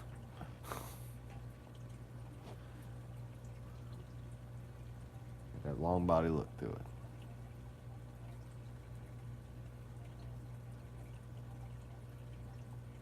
Will it ever be as valuable as that 86.5 Prelude be? Nah. It's not an investment. It's a driver. It's a fun toy. It's a memory. You know, like, my wife and I bought that thing for $200. And the guy who sold it to us stole it. He just lost the key. Apparently he found it. And we got it back from like 50 minutes away with the engine just spewing water. Had to stop twice on the side of the highway to fucking put more water in this damn thing. The engine was gone. And, you know, my wife and I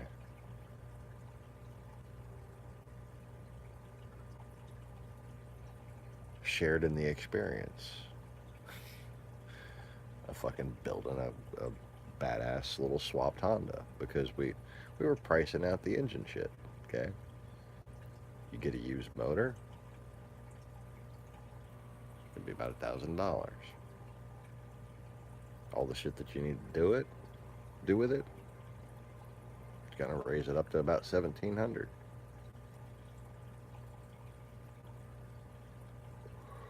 And if I wanted to, especially because I had just had a transmission problem, if I wanted to not take it for granted that some other shit wasn't wrong with this car, I would get, you know, to directly replace that fucking, morning Susie, to directly replace that old Accord engine, I would get a JDM Accord engine, transmission, ECU. Have all the low mileage, properly preserved shit instead of this funky guy who shit his pants apparently.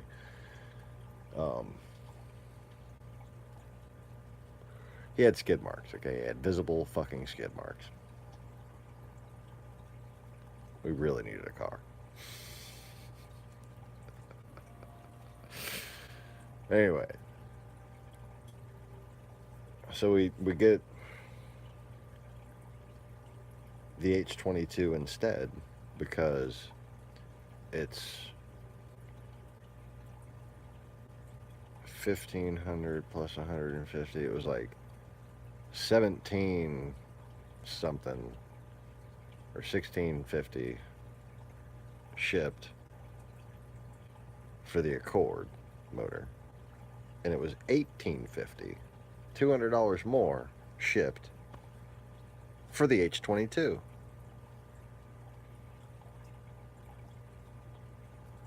So I'm like, you know, rather than buy a F22 and want to do things to it because it doesn't have enough power, I'm gonna get an H22 and just try to make it purr like a damn kitten.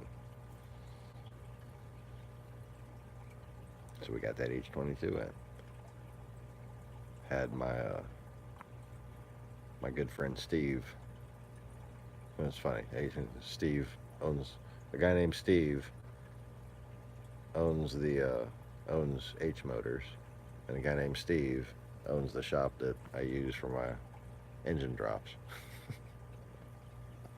So Steve sent Steve the motor, and Steve came, picked up, put Steve's engine in.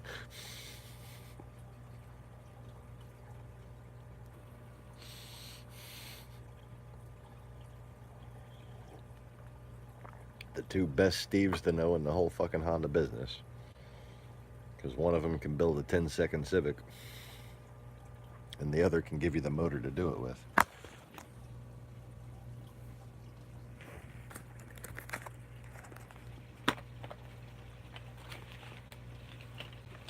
What the fuck? Really? Surely there has to be one empty pack of cigarettes in here. Well, that's an interesting view of my hand. Okay.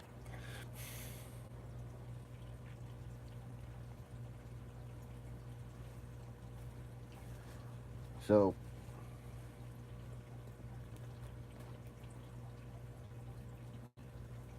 we were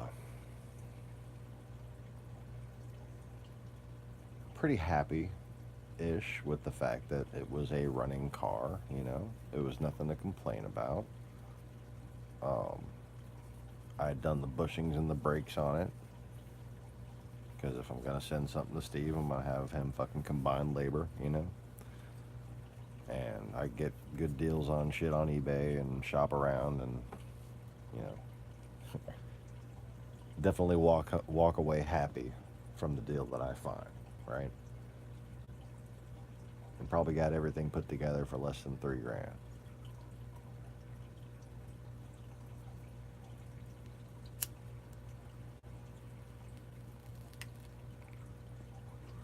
And then my wife was on her way back from New Orleans in that little old Honda during a rainstorm at night. Bear in mind, the AC was quickly leaking Freon at this point, so the defrost, which now doesn't work at all, was only working marginally at best.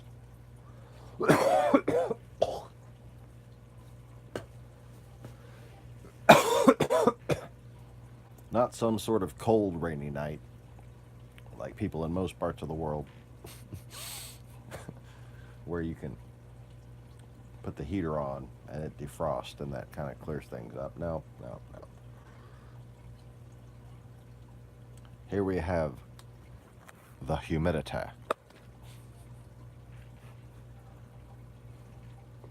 And your windshield will just fog up over and over and over again. What I do is I keep a half-used roll of paper towels, you know, for like cylindrical strength and absorption. And I'll just take it, use it like a squeegee.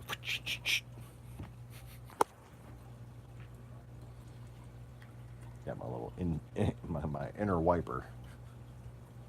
Keep it right next to my inner child.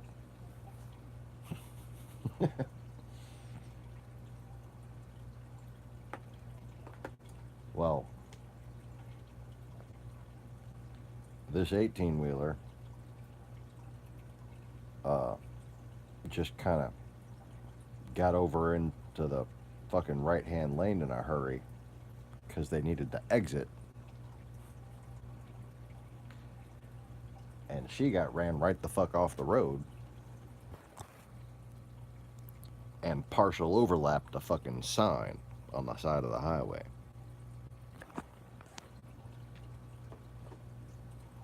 Just skirted the fucking fender, man. Didn't get the headlight. Got the whole corner lens. Took out the fucking front left suspension. Made like a shark bite mark down the whole fender. Okay? Chewed up. Oh, chewed up. I can't believe that's the same fender.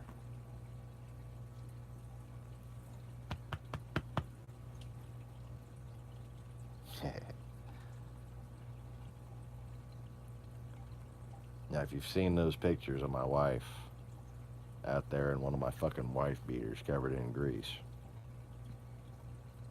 that is from this time where if we were going to rebuild this motherfucker, we were just going to do it to the best of our ability. And I'm still, to this day, wanting to have a part-time, at least, car flipping business, okay? Even if I just do it independently in my free time. Once we get the fuck out of this hellhole. Starting with that Integra, hopefully, to keep. But if necessary to flip, I'll sell that fucking thing if I have to. Poor thing. Good thing it's a Honda. Any other fucking car would not be sitting very well. I know Integras can sit well. I've already experienced that. And that thing was already sitting long enough before I got it. And you know, it's still doing all right. I check on it from time to time. I even wash it from time to time. Planning on painting it, so I don't really see the point. I just get tired of looking at the fucking grime on it. So,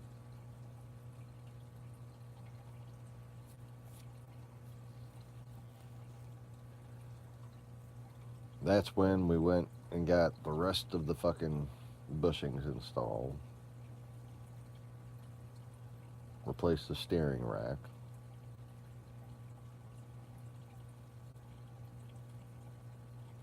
I think that's when I did the brakes on it, actually. My little EBC front rotors and pads.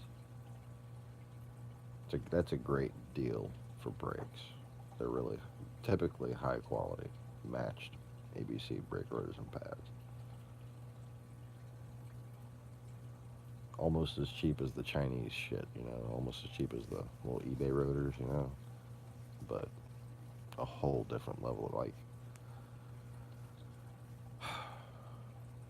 I consider them to be almost as good as Brembos, man. I don't fucking see anything wrong with EBC brakes. They work phenomenally well. They last a long fucking time.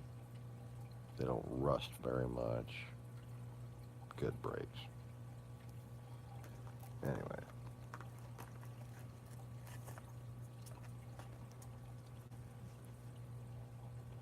So I took that fender and I just fucking started hammering all the dents out.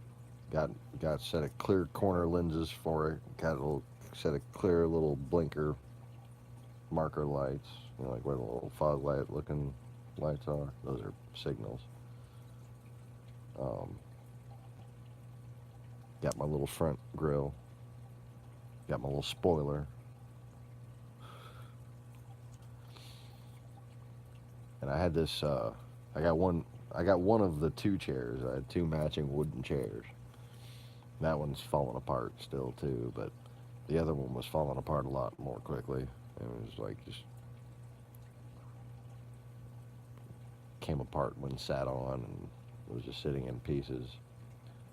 But the nice curved edges of the wood on this rocking chair wound up giving me some great little pieces to hammer against. So when you're doing body work, you know, like here's the crumpled metal or whatever, you're sticking something on the inside and you're hammering here to get it to take the shape of whatever you're putting on the inside. So you're hammering, and then that whatever crumpled metal takes this shape. Okay. Well, that little fucking wooden chair just worked like gangbusters. There was just a couple of different little pieces, and I had all the angles covered.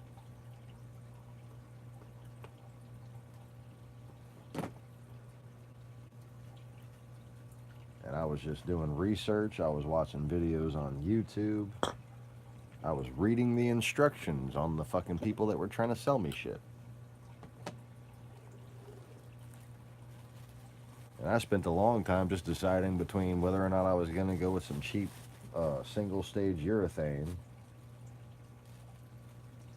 or whether or not to use two-stage urethane or lacquer or whatever. There's just a lot of different choices. But what it came down to was trying to figure out when your car is made, what kind of paint were they using? Because if you don't go with that same kind of paint, you're going to have problems.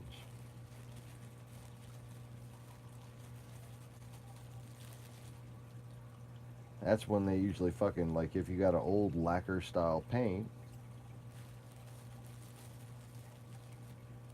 even if it's, you know, more modern acrylic lacquer, in the case of early 90s Hondas, before you put urethane on there, you either have to put a thick coat of epoxy or you have to sandblast the car and then put a thick coat of epoxy. Primer.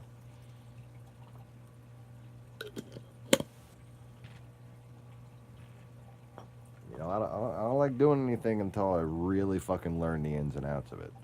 Until I'm at the level where I can watch the videos where the guys in the industry are criticizing each other. I don't do it myself until I'm understanding it at that level. I'm like, yes, I agree. As if I've already done it, you know, like. I start thinking about it like yeah, I can fucking, no problem. I'm already, I'm already considering better ways to do the shit. That's how I like to learn stuff. Before I go out and fuck up something I paid money for. Well, so the natural choice was lacquer because A, that's what's already on the car. B, I don't have a sandblaster. And C, that's what's available the cheapest. Because lacquer is what duplicolor is. And I thought it would be a great experiment, especially starting with the YouTube channel. I'm like, oh, if I make a YouTube channel, I'll have this fucking duplicolor car. And I know I'm not the only person wondering, can you paint an entire car with duplicolor? How does it work? What's the quality level to expect? What kind of preparation do you need to make? Is it worth properly prepping a car? Going through all that trouble, is it a waste then of all that effort to use duplicolor? Okay, because man, look, it's all about prep work. That's what I learned. Okay? Duplicolor is phenomenal fucking paint. You seen it? You seen on my Accord where I did the prep work right, where I applied it properly, okay, where it didn't suffer from frost while I was painting, while the paint was curing. That'll fuck up the paint job when it frosts while it's curing. But for my outside paint job, okay,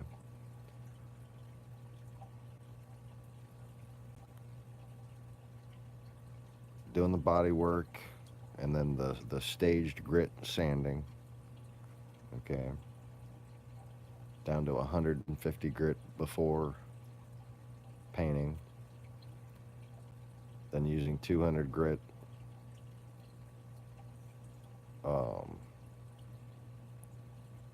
after the first few coats,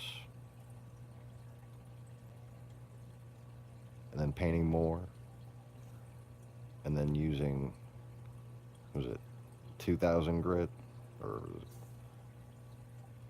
from 800 to 2,000, 800 first, then 2,000 grit.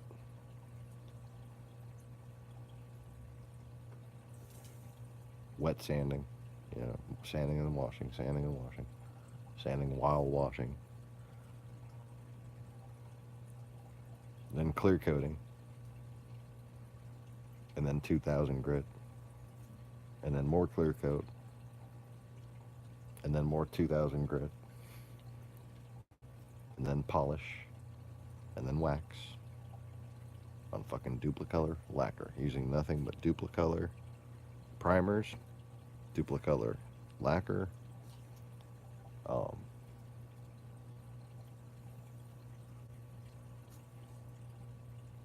Arcadian green pearl, I believe it was,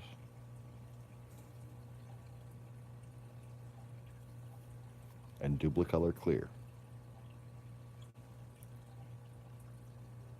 First lacquer, then enamel.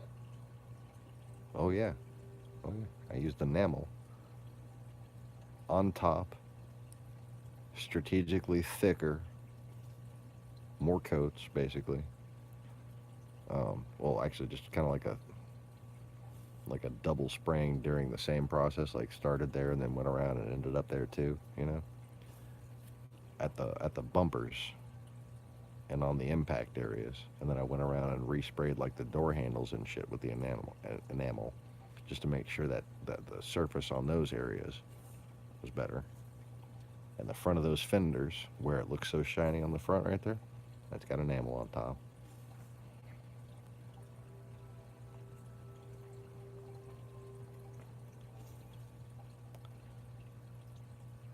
$150. Bondo, primer, sandpaper, everything. That's all I spent.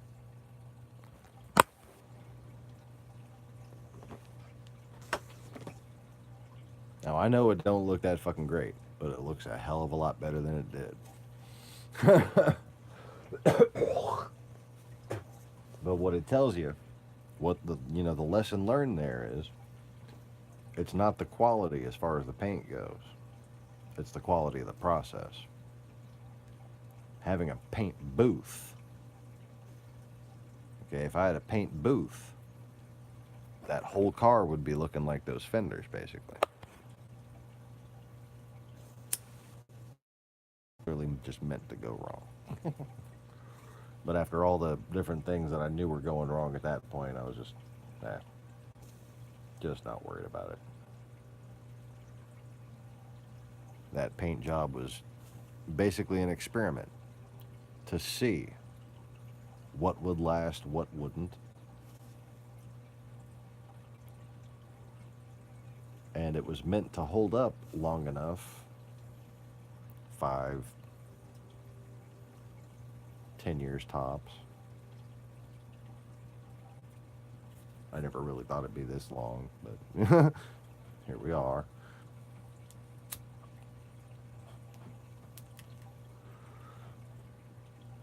About 7 years later. It's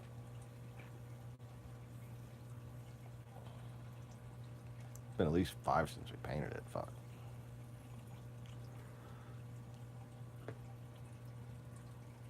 Can't believe I've had that thing almost fucking 2019, 2011. Holy shit.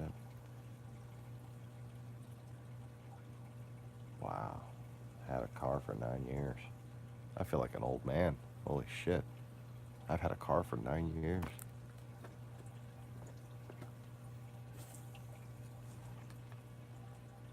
I feel like I should be keeping better records of shit and stuff. I'm supposed to be like an old guy. Yeah. I'm still just like, bachelor winging it half the time. Fuck.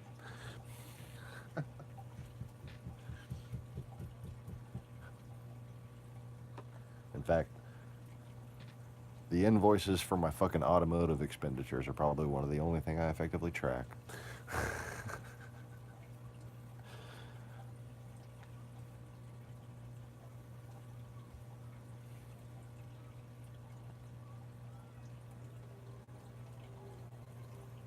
I always want to know about my car parts warranties.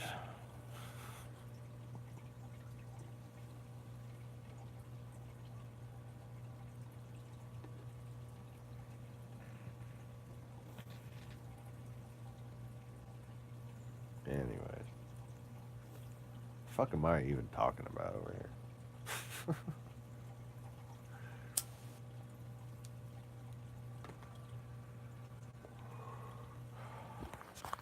So the plan is the Integra is going to be the clownfish car. Just picture an Integra sedan. The coupe doesn't really work that well. I mean, it actually kind of still does, but the sedan just has like the better proportions being longer, I guess. Okay. And the regular cabin kind of looks more like a dorsal fin set on a true pergola. And those little headlights, the little 2-circle headlights, are like the sides around the eye. So like there's an eye painted over both of them.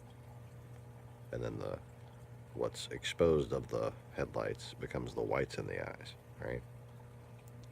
And that little Integra, painted like a clownfish with the little first stripe around the head, just fucking adorable. It's like, yes, I want a fish store, and I want an Integra that's a clownfish car. Because that is good fucking promotion. You want to talk about street side advertising? Clownfish car. Does anybody have a better idea than that? Like, people who have been out of the fucking hobby are gonna come buy a fish tank from me just to honor me for having built the clownfish car. Hey, you fucker.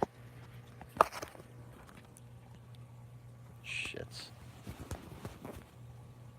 Doing. Can't play with this. This is a fucking extension cord. No.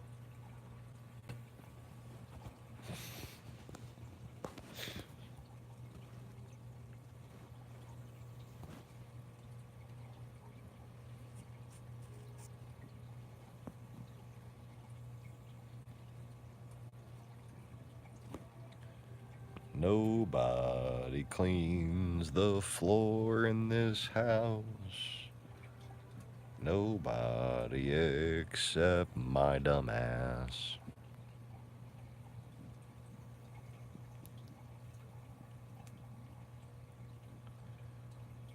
And then the evening and the morning came, and the Son of Man said unto the floor, why the fuck do I bother?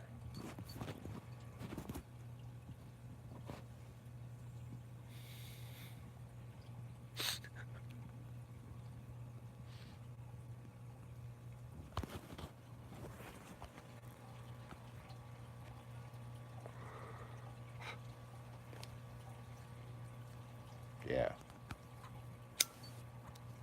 Well, hot happening hippie shit.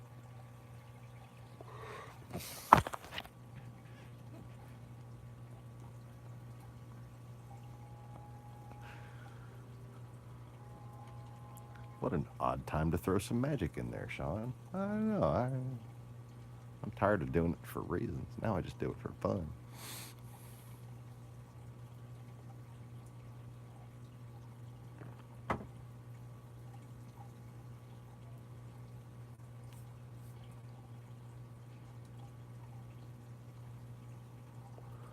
That's what they call in fate speaking,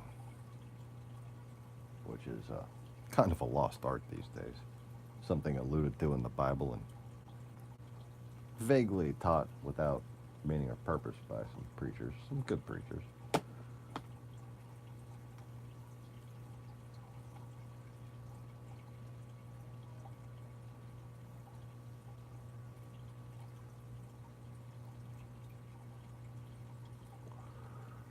Fate speaking.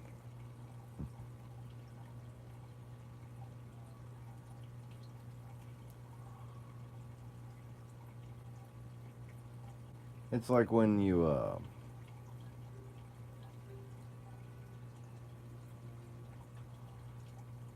trust the lesson as being spoken through you as opposed to being something that you're trying to teach. Like what I'm failing to do right now because I really have to pee.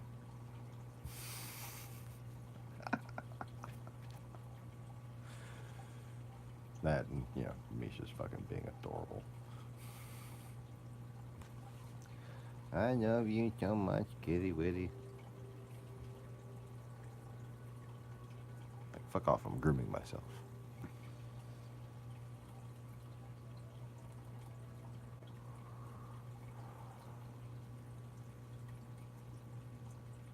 And I'm getting hammered on points tonight, though.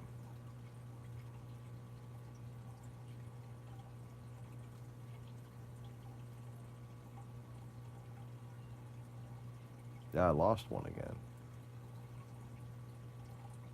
What the fuck was I saying right before the, before I started analyzing the way, speaking on faith,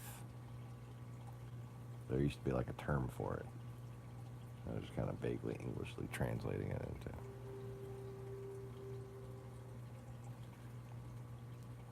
Tax?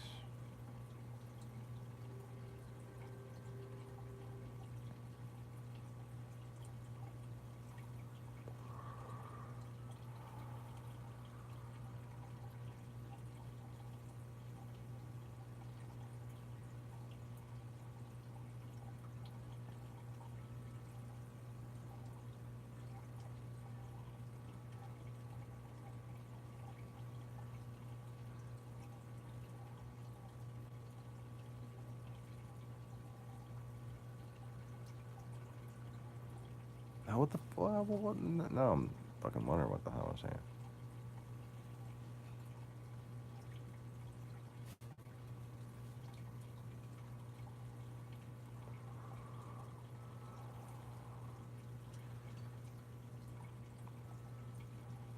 That's not jogging a memory, dear.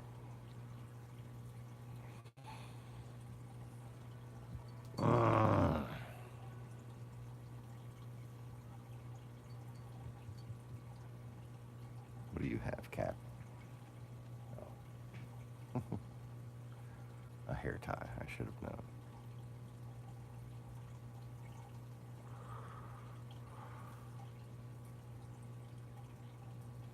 Went from the clownfish car to something else.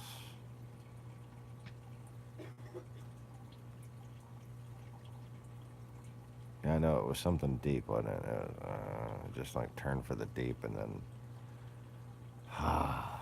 like I said, fucking succumbing to the spirit pressure that.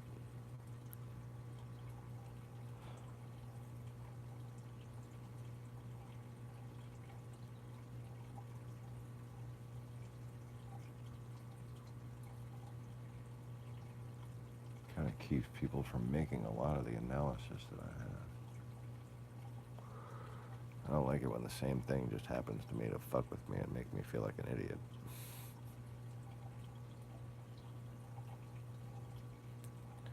But it always seems to happen at, like, I don't know, particular times where, like I said, I'm trying to focus on fate speak.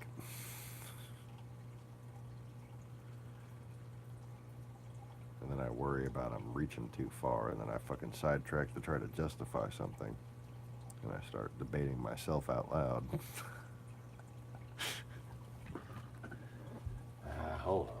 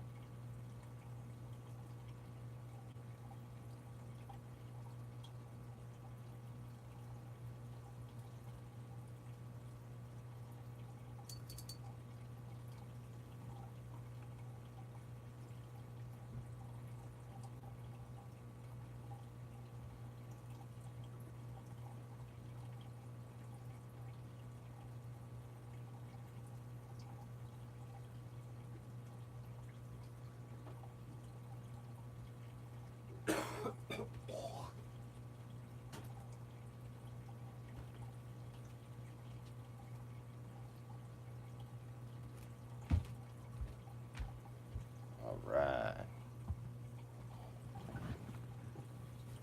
Oh, thumbs up for live restroom break on camera. Okay, cool. Gotta respect that.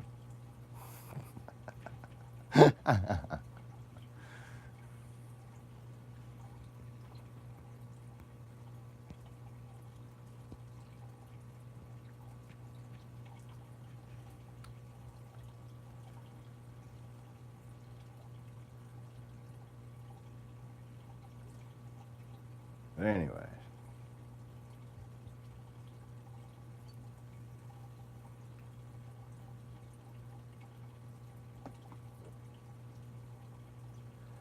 So yeah.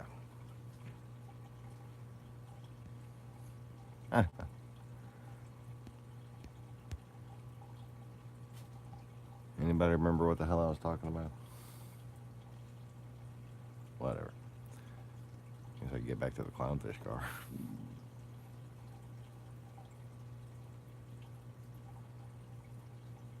I'd gone completely abstract for a second there. I just got no reference point. Oh, fuck.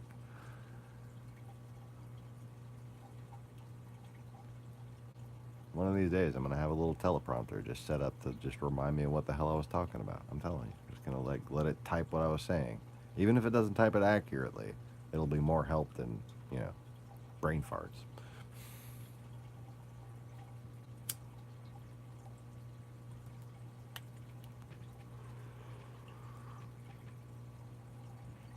Yeah, I know. I remember those two things. There was a little abstract thing I was trying to get on through in the middle. Whatever.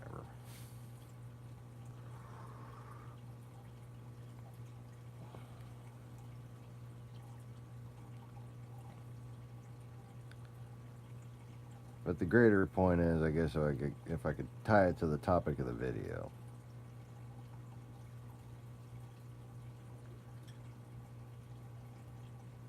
You show me somebody who believes in socialism.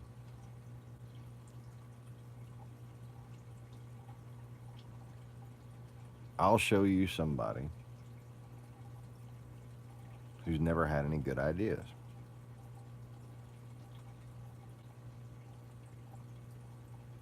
You're talking about people who aren't artists.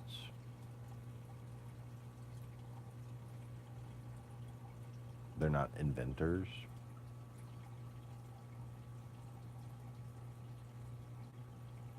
Got a whole lot of writers. A whole lot of English and history majors.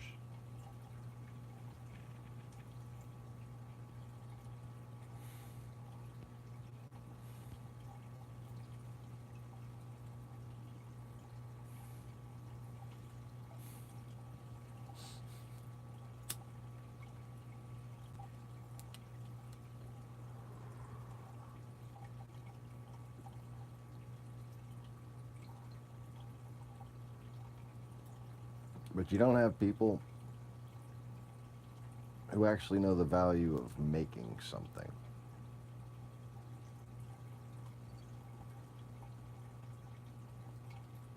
You know? Because once you make something for yourself, once you create a product, once you actually participate in the system we call capitalism,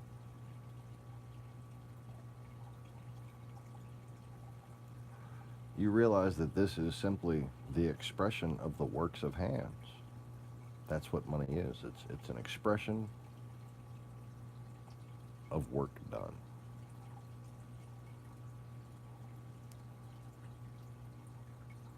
Whether that work is done to a resource and is based upon the rarity and utility of that resource, or a service, or good. Money is an expression of work done. It's simply an IOU based on a value.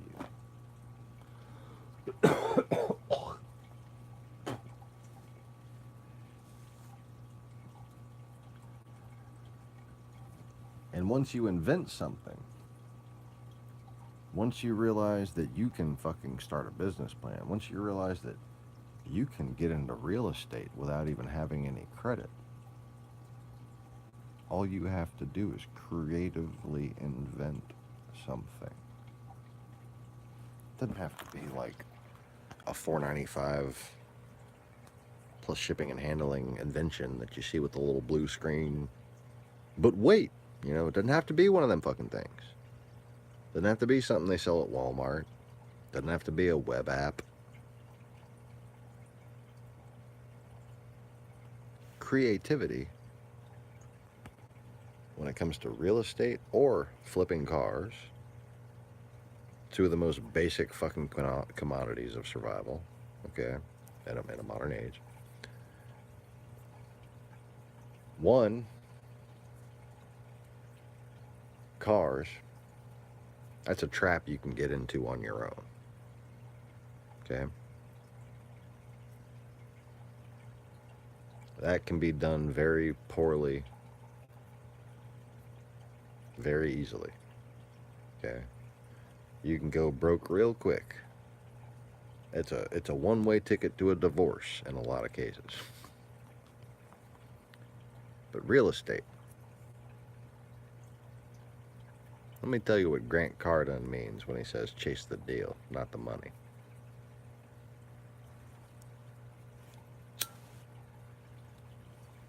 He never even fucking explains this. I think he just found basically the right people. I bet you it's his wife. I bet you his wife actually types up the deals. Oh, that's he sells it, right? But she actually structures the deal, right? But that's what it's all about right there. That word, structure the deal. You can get into real estate with no fucking money. All you have to do is be an inventor of sorts. The same way like Chip Foose customizes a car. You got to see that old bullshit house. Duplex, triplex, fourplex, even better.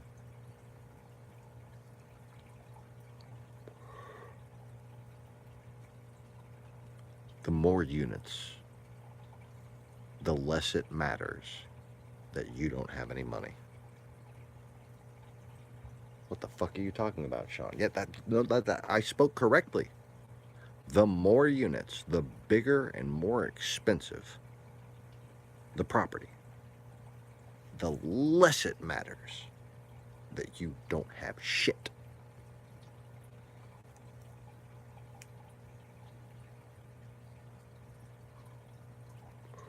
Anybody want to know why? Can anybody guess why? Because this is cool, man. Yeah. Yeah. You want to know how these fuckers get rich? I can tell you. I'm doing something similar myself.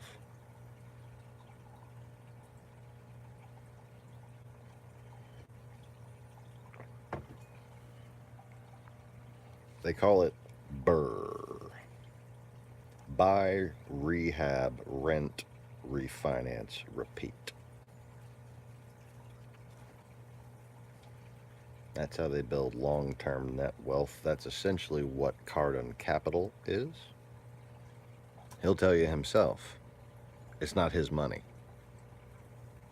It ain't a bank loan. It's just not his money. He's got his own money, but those properties on Cardone Capital? Nope. That's how he spends his friends' money. What? Yes. But you see, you don't go to your friends, you don't go to your family. They know you too well.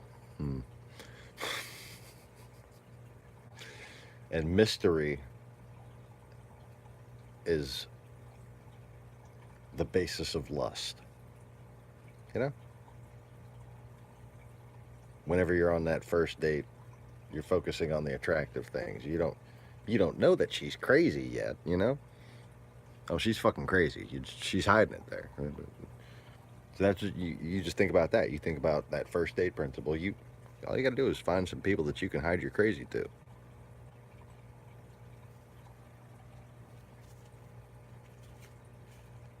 Watch Bigger Pockets on YouTube. Buy, rehab, rent. Buy, rehab, rent. Refinance. Repeat. Okay? That's just, real estate 101 right there. But what you do to structure a deal is you have to understand how to write a business plan on a basic level. Just on a basic level. The same way Joe Schmo Carpentry wants to open up, Joe Schmo Carpenter, okay, wants to open up Schmo and Bros maintenance company, okay? He writes out, this is how much it costs. This is how much business we do. This is how much we charge. This is how much other people are how much business they're doing. This is the market share, whatever data you can provide in a nice coherent order, not like I just did, just thinking of the things. Sorry. But what you want to have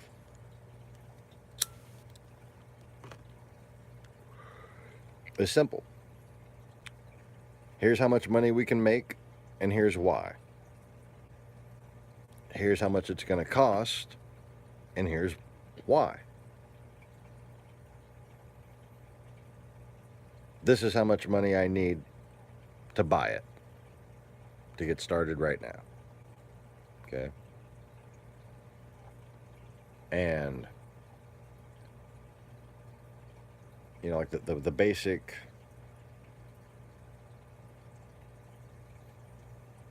generic setup of that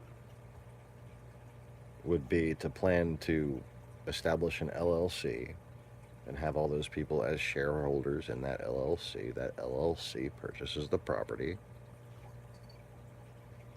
and you have your cap rate, your maintenance cost.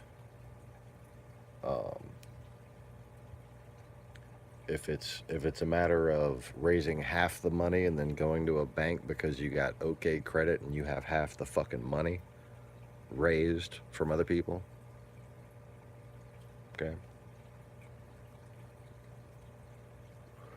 But step one, according to Grant Cardone,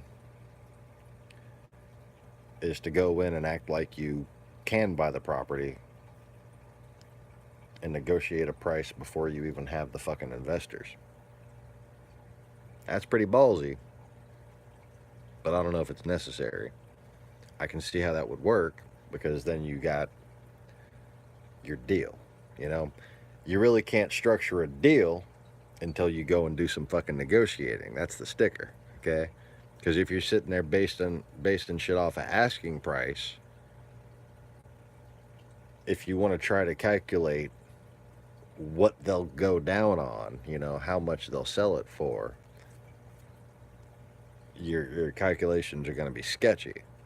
It's based on speculation. You don't know that you'll be able to get it for that price. You have to do everything on sticker price. If you can go in there and negotiate them down a little bit, and what he does is he goes to a bunch of different properties and basically sees which one he can get the fucking best deal on. Then he structures the deal. Then he gets the investors. Then he gets the money and actually buys it.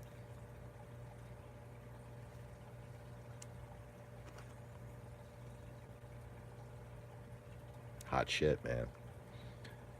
So how do you do this for yourself?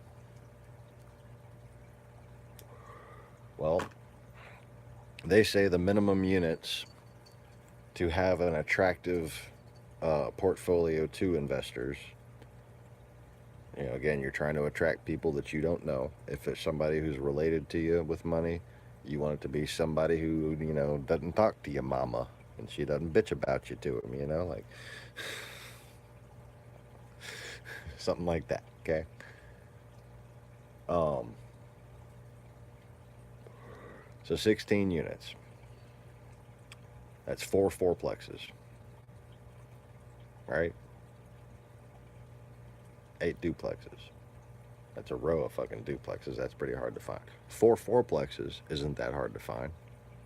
4 fourplexes isn't that hard to build. Okay? And,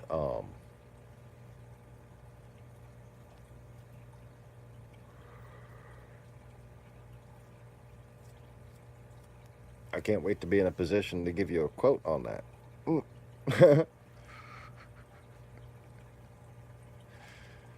Especially if you had some flooded land, some very flood-prone land. And you wanted to buy low and sell high. So there's 2 keys to doing this. Speaking of buy low and sell high, it has to be QLD. I don't know QLD. Explain your acronym, please. what you're looking for is a place with cosmetic defects, but potential in the layout. Okay? You want to have the space for the cosmetic improvements. You want to have the fascia for, additions or whatever. You want to have room for gardens and pools and stuff like that if they're not there. But the layout, okay? The layout, the location, not just of the facility itself, but of every building, you know? That's what determines the long-term potential. Everything else is really cosmetic as long as there's no major defects in the structure, okay? But nobody wants to live in just, four fucking things in a row. They're not going to be long-term tenants. You find a place that can be done nicely, or that is done nicely and just has a nice feel potential to it, right? And that's, if properly maintained, if properly staffed, if you have like the right leasing agent, the right maintenance people who are properly motivated, properly trained, this really important key details there. That property can continue to go up in value. So basically the dividends that you pay your investors are based on the rent, and the security that they feel in the investment is the fact that the real estate is going to increase in value from what they paid for it. So even if your vacancy rate drops a little bit, even if your cap rate drops a little bit, the value of the property needs to be going up such that even if it's no cash to cash, you still have market, long-term value increase. Well, that's complicated. But yeah, I'm not a real estate teacher, so I can't explain it really any better than that. I do know, however, how to make a fucking property look pretty. I'll tell you that much.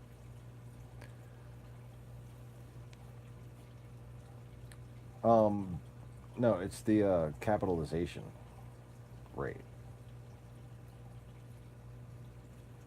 So basically, how much above the interest on a market rate loan does the total rent, like, okay, it's based on interest, it's based on the expected vacancy rate, and it's based on the expected rental rate, and it's the calculation of how much money you can make, basically. So like, at 5%, that's how much money you make, for your investment. If it's $100,000 property or whatever, you make $5,000 after taxes and interest and all that shit. Basically, it's kind of an average figure for that expectation.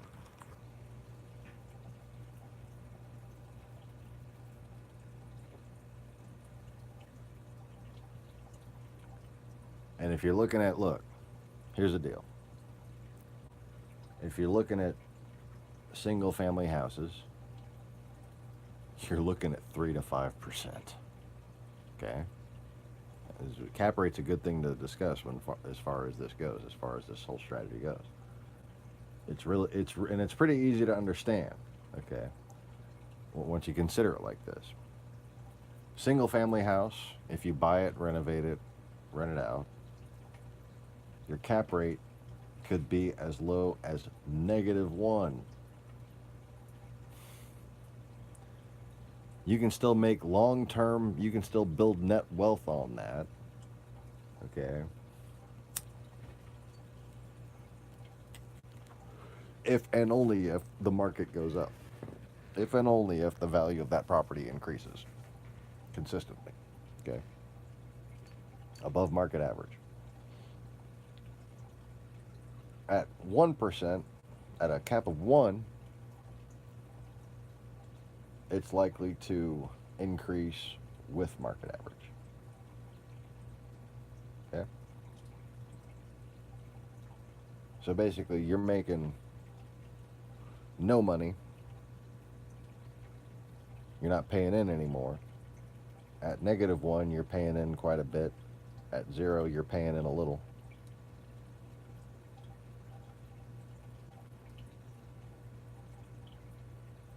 At 0, your rent's covering like taxes but not maintenance. At 1, you're still paying taxes and maintenance, but your rent's covering, principal and interest. Right? Make sense?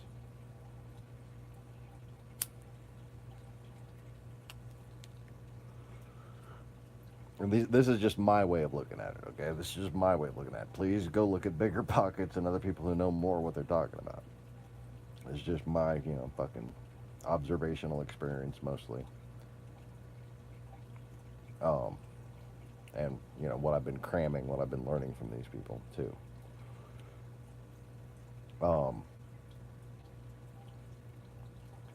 So, then you get into your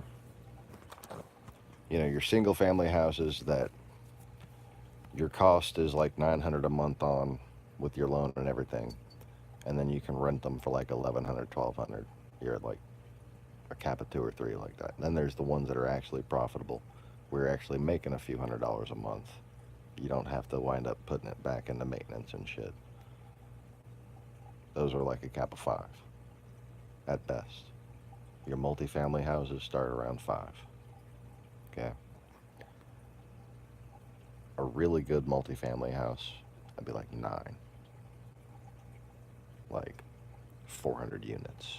Those kind of, 50 or more units. Get a cap of 9. So then every 100 grand every year, it's 10 grand. $1 million property, you're taking in 100 grand a year on it, close to 90,000.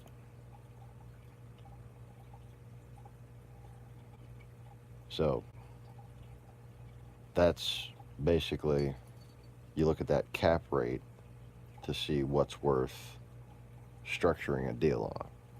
Because if the cap rate's too low, it's not even fucking worth the time. But then keep in mind, you need to get a sense of that in order to really effectively go house hunting or property hunting, because not everything is on the fucking market. Yeah, that's where you find the really good deals, off-market deals.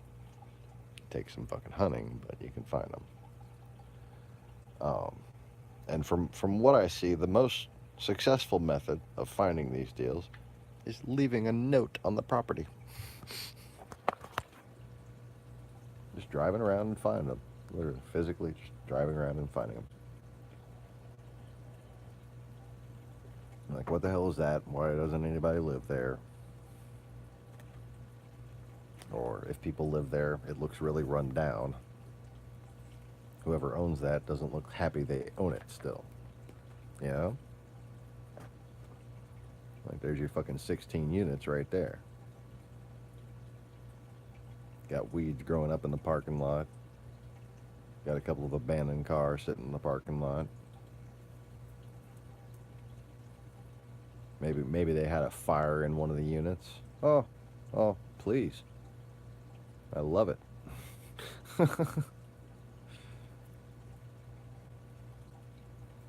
I'm sorry for whoever had the fire, but, yeah.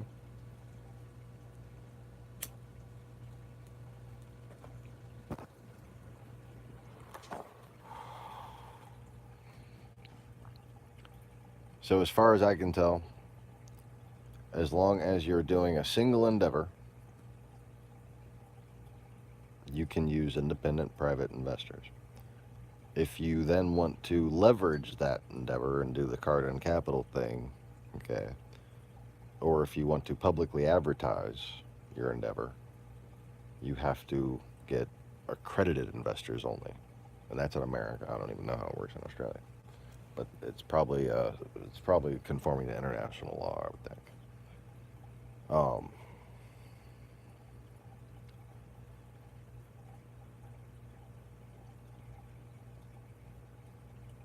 but yeah,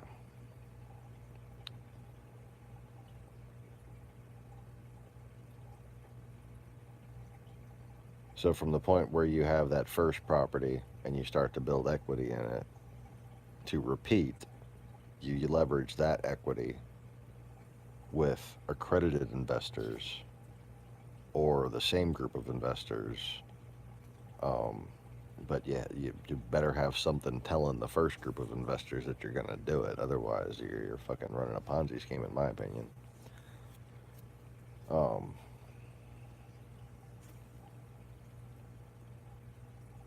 but if it's purchased under the same LLC, it's the same investors, you know what I mean?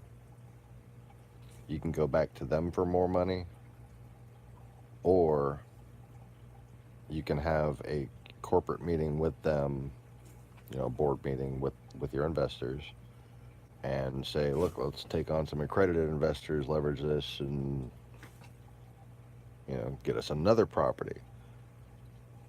And then you have, you know, your $10,000 a year turns into $20,000 a year, right? You're in more debt together, but you all have more net value together, and you all have an extra 20 grand a year to split for a $100,000 property.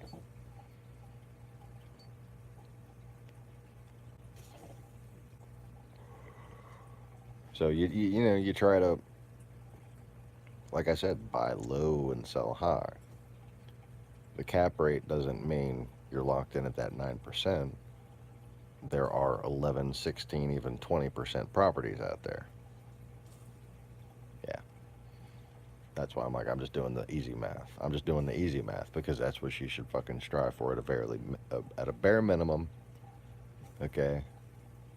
10x. Grant Cardone. That's what that means right there. That is the entire fucking meaning of 10x. It means structure the deal. You don't need to have any money. You don't need to have any credit. None. You just got to understand the market. You have to have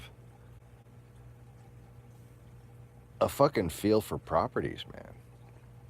You just have to have a feel for properties. You got to know carpentry, remodeling a little, but overall, you got to have the feel.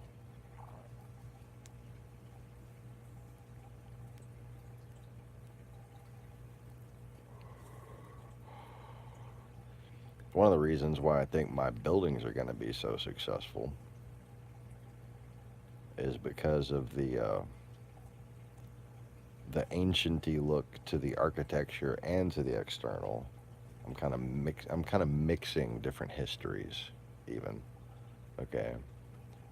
But from all four fucking sides, every one of these buildings looks good.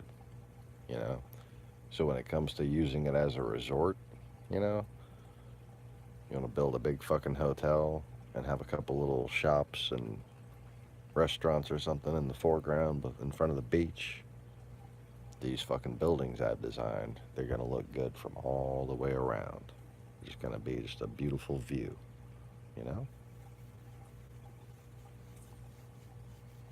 Now you're not gonna find anything like that. Because I don't fucking have a fucking meeting.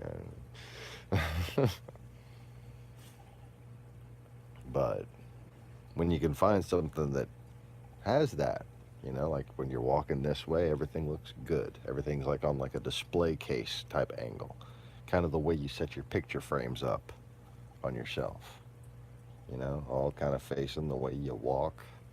You know what I mean? That picture gallery kind of look.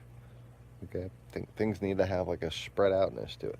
Nobody wants to live in those fucking straight line. Nobody wants to be Borg. basically. Nobody wants to live in a cube,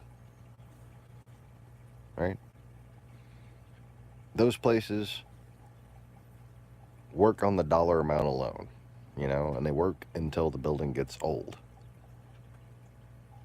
But then they become basically not worth maintaining because they only worked so well to begin with. What's up, Jordan?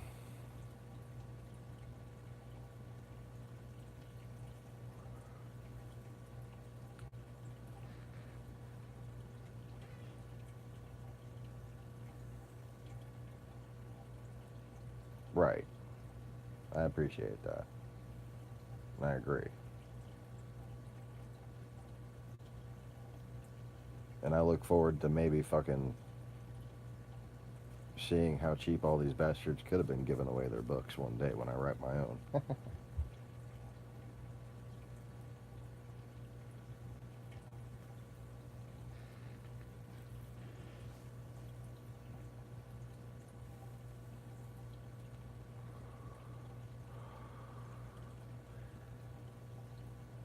like setting out to write a book, you ain't got nothing to tell nobody, man. When you've experienced so much that you just have to write a book, then you got something to say. That's, God willing, I hope I make it to that day where I can at least put it all down.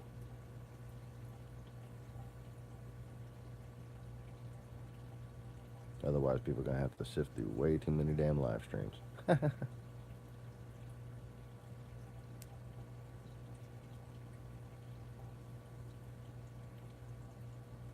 But at least at this rate, I could just hire a ghostwriter and fucking show them the channel and tell them to go to town.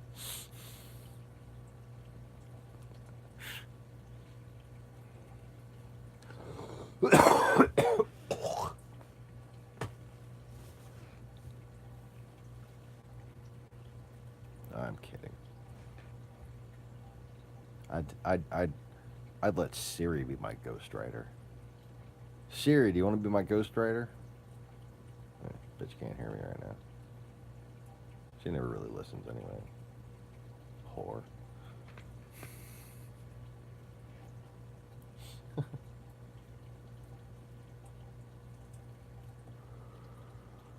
So yeah.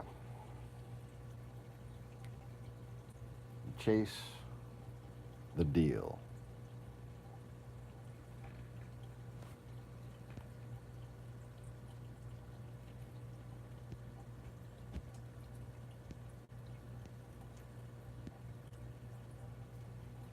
Really, Jordan? Yeehaw? That's all you gotta say? I'm just riding through on my stallion. Yeehaw! And he's gone. Now we gotta fucking dust our boots off and shit. Motherfucker kicking up dust.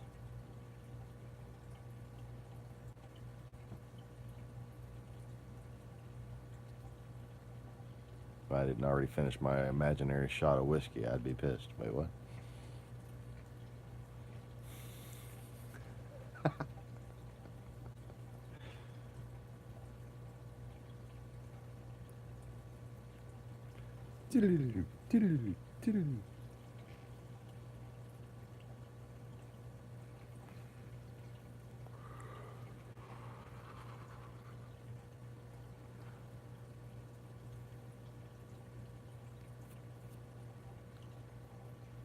But yeah, man.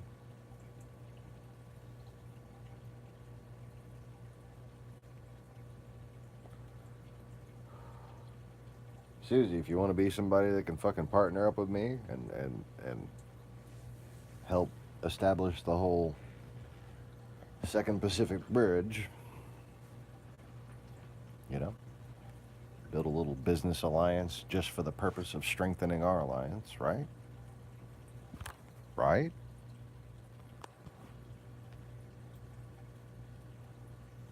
That's how you get into it.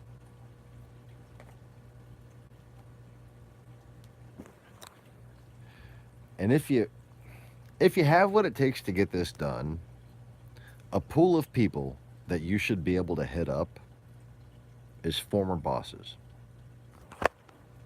the owners of the businesses that you used to work for.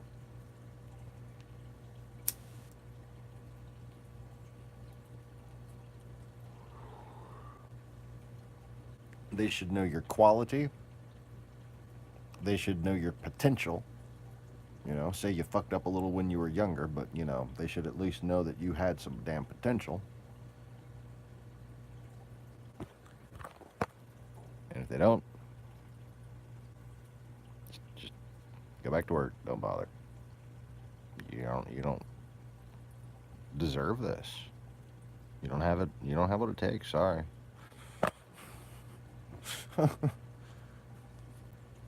Something tells me Susie does. But I get the feeling there's a bunch of Russian trolls that might be thinking, oh, I can do this. No, you can't.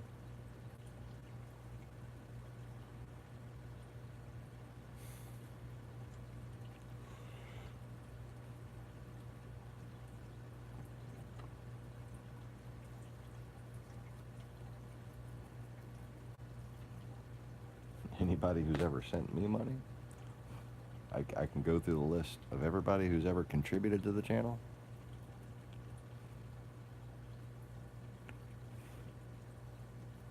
They all got what it takes.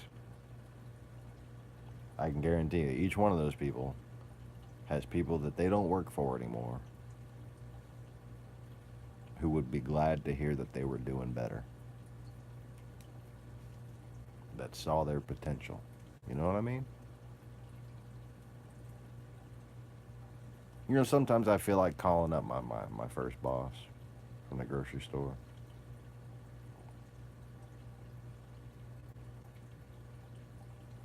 Man was like a father to me.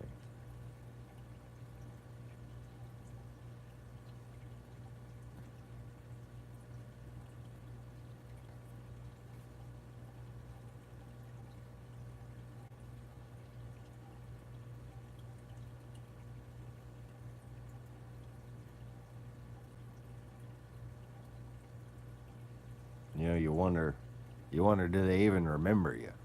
You know?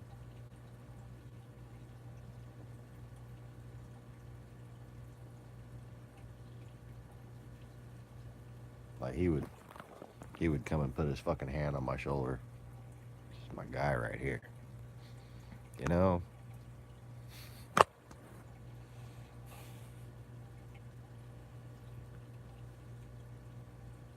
Called me Hoss.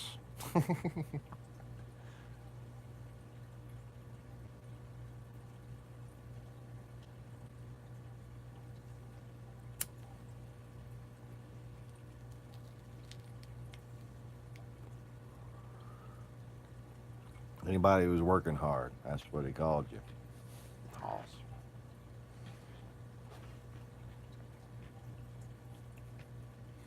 Yeah, I generally use that term a little jovially, yeah, for somebody who's being a bit overambitious. All right, Hoss.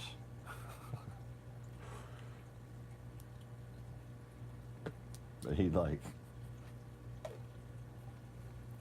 be like that was your title, like he's hossing it up over there. This is the Hoss.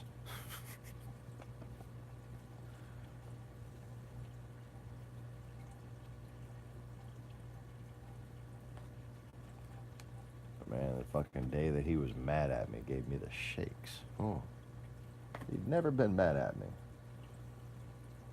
I was just trying to send back some damn fucking water, so I couldn't be sitting there reading the Bible on the clock for more than an hour and a half. I felt like I was wasting company time. I didn't know we were supposed to be hiding this shit. And I wound up getting the owner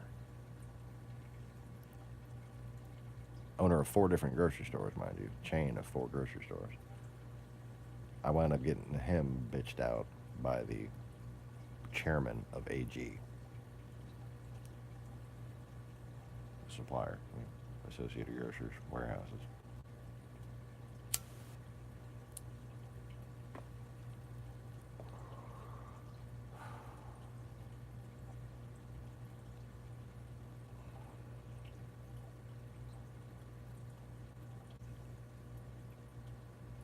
But you know,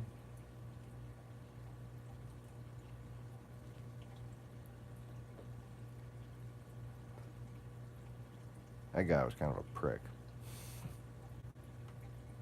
The owner, he was a prick. My manager, good guy.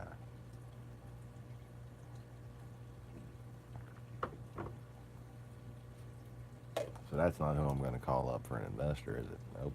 Can't do that. I would have done that shit already.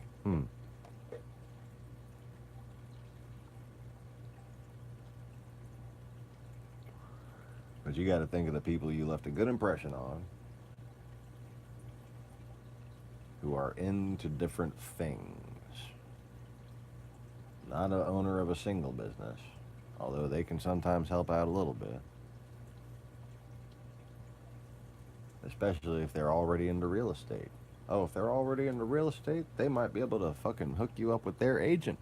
And you're going to need an agent.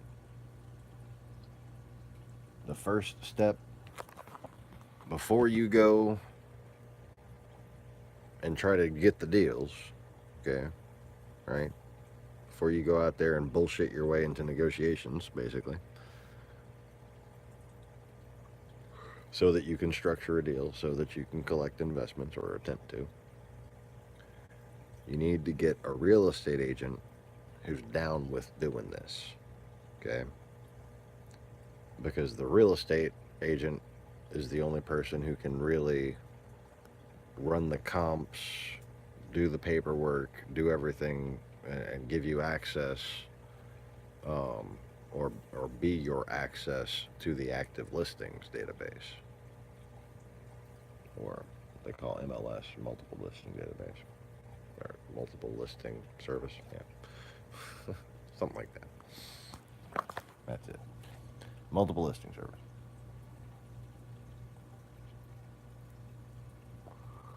Here in America, anyway.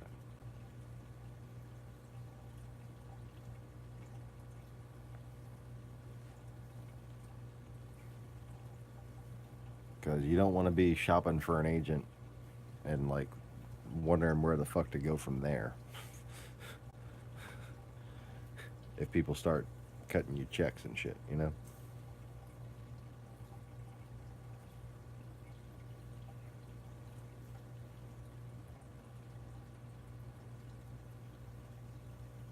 And then one day, if you're really good, you'll get a real estate license yourself, you know? But if somebody's already in real estate, say they own a couple of houses or something like that, like, look, we put together this multifamily housing deal. Got 20 units, 16, 20.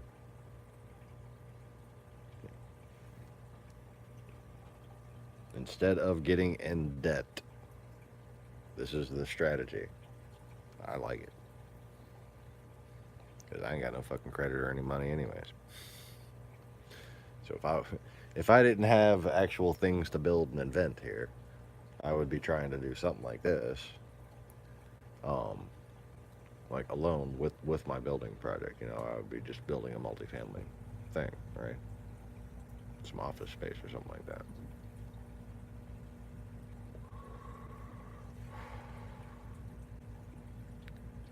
You structure that deal together, get the investors,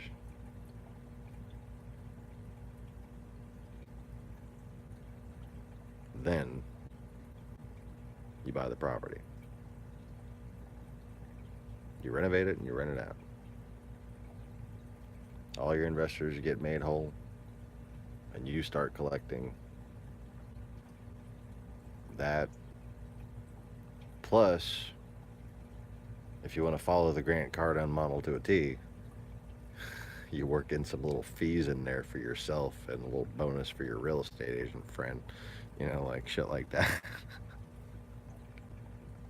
There was just one guy sitting there going through he charges a 1% purchasing fee, basically. So like he just pays himself 1% of the value of the property for getting the deal done.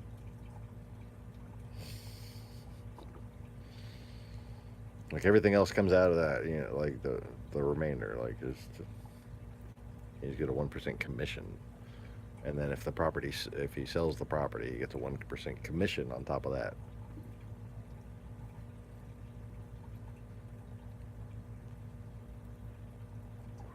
On top of apparently collecting a percentage of the total and the rent.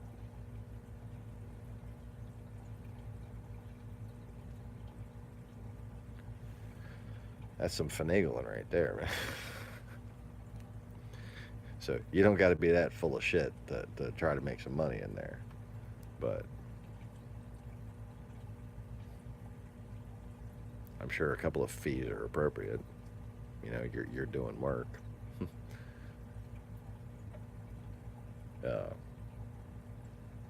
From design to management and everything else.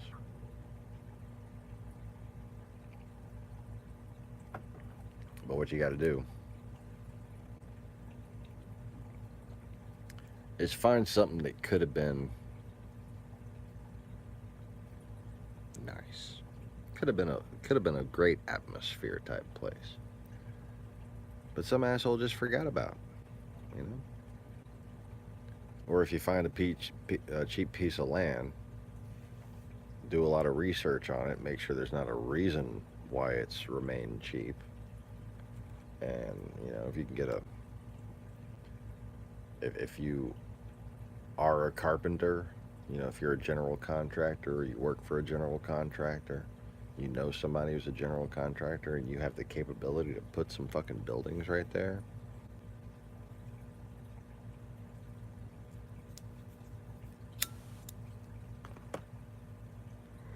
You go to, say, your dental practitioner, your medical practitioner, your doctor, your dentist. Especially if you're in a small town and they own their own little practice, right? You go to your former boss business owner. You go to whatever coworker you can remember or that you have as a friend on Facebook who's now in real estate. Whether they're just an agent. If they're an agent, you want to know your friend that's an agent. Oh, you want to know your friend that's an agent. You want to tell them what you're thinking, and they'll be like, oh, good. You're into that shit. Oh, I'll help you. Because that just means more income for them, you know. They get paid every time you do a deal. And they get paid well. Believe me, especially on multifamily. Oh, they would love to help you with some multifamily. They will tell you everything you fucking need to know to put the papers together. They might, if you're willing to manage the property, if you've got a resume as a carpenter and maintenance person, stuff like that, and you're looking at doing a lot of the work yourself, they might put up some of the money to establish the LLC and get shit rolling for you.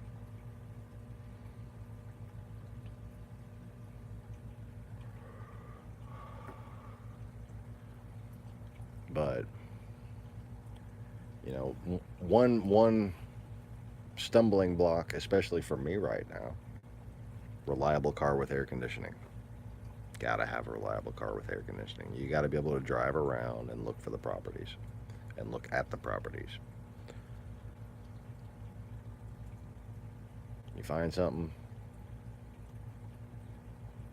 fix it up, rent it back out. You know, there with you know, say a 5%, a 5 cap, you know, 5% or whatever above all the expenses at $450 a unit because it looks like shit and it attracts nothing but crackheads, you know. You'll fix it up, make it look real nice. Put a pool in, a jacuzzi, spend some money, write it out on the plan, everything that you're going to do. If you have a friend that's an artist, if you're an artist, make a fucking sketch of the vision from as many angles as you can think that is necessary to really convey what you have in mind. Spend some money. not your money. It's not your fucking money. Spend it. They'll be happy that you did. Because the more of their money that you spend, not just the more money you make, it's the more money they make. So you take this little thing that back in maybe the 70s and 80s was a nice little place. But by the mid 90s and all through the 2000s is just a crack alley. Okay. And then one of the fucking units caught fire and then it got shut down. Right? That's the place. That's the place you're looking for right there. Just fucking caution ribbon, just chalk outline, whatever. You're looking for the bad egg in an otherwise decent area, okay? Or at least sectioned off and accessible from outside without driving through a horrible area, right? Good fencing, that kind of thing. Safe feeling parking is a good thing too. If you're on the border of a questionable area. But you want to find, I mean, and today it's actually a lot easier to find the places that are in otherwise okay areas or mostly just industrial areas, and they've just been fucking forgotten about. Just the owner hired a shitty maintenance person and got moved on. Like, basically, they got that property a long time ago. Then they got a shiny new property.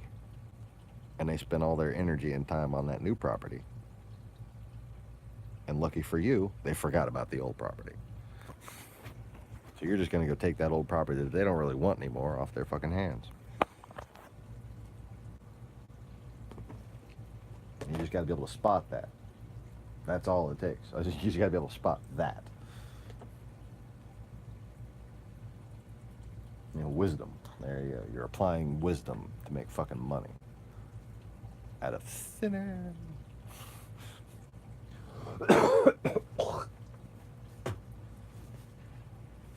And then, those units that last rented for $350, $450,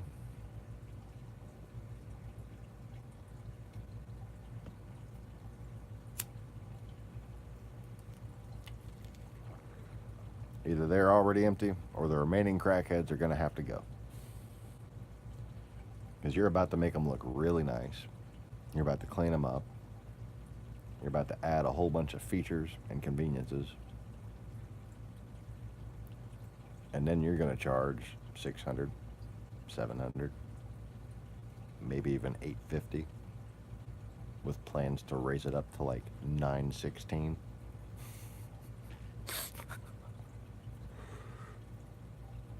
Because these people now have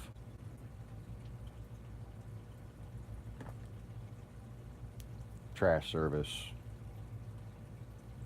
available room service, maid service. They've got somebody keeping the whole fucking outside clean for them. They've got contract security, monitored security cameras 24 hours a day. A little contract service. Got a little pickup truck comes by, just looks around a couple times a night.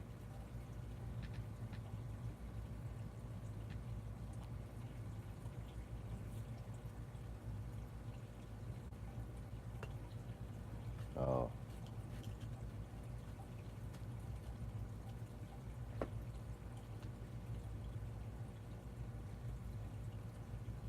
And you're looking for the place with the shitty old carpet, roof leak, ceiling fucking hanging.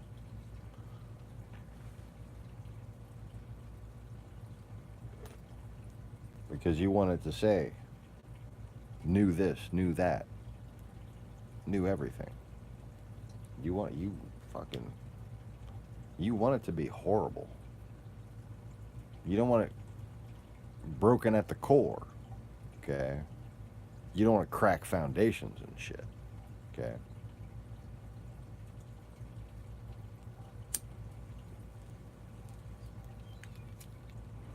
But you want basically enough problems to have overwhelmed somebody little by little. You know what I mean?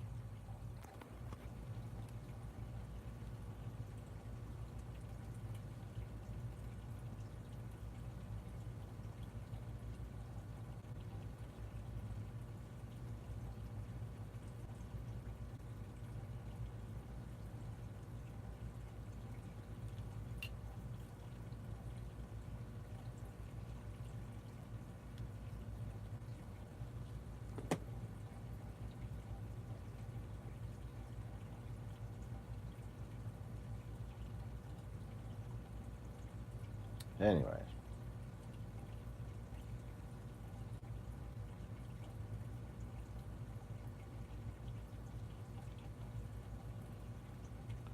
So they're at a cap of fucking 5, right? At $450 a month or whatever it was. $550 a month.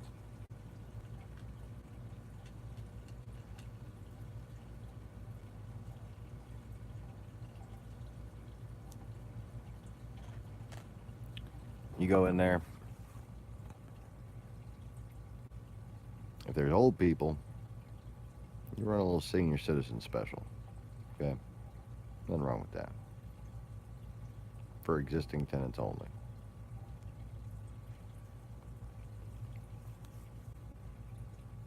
That's like paid security, man. You know what old people do?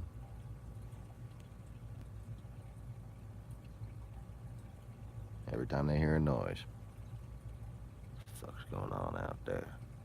Them damn kids up to. Especially once you fix up the place. They're not going to let any of the new tenants fuck around. Right? Oh, brilliant idea right there.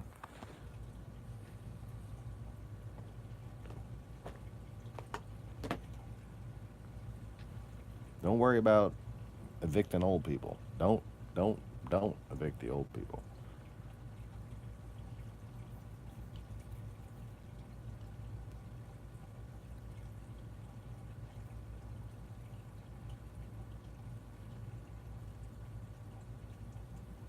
And if their niece or whatever they're, single mother or whatever, don't evict them neither. That looks good. Kids playing. Oh, that's nice.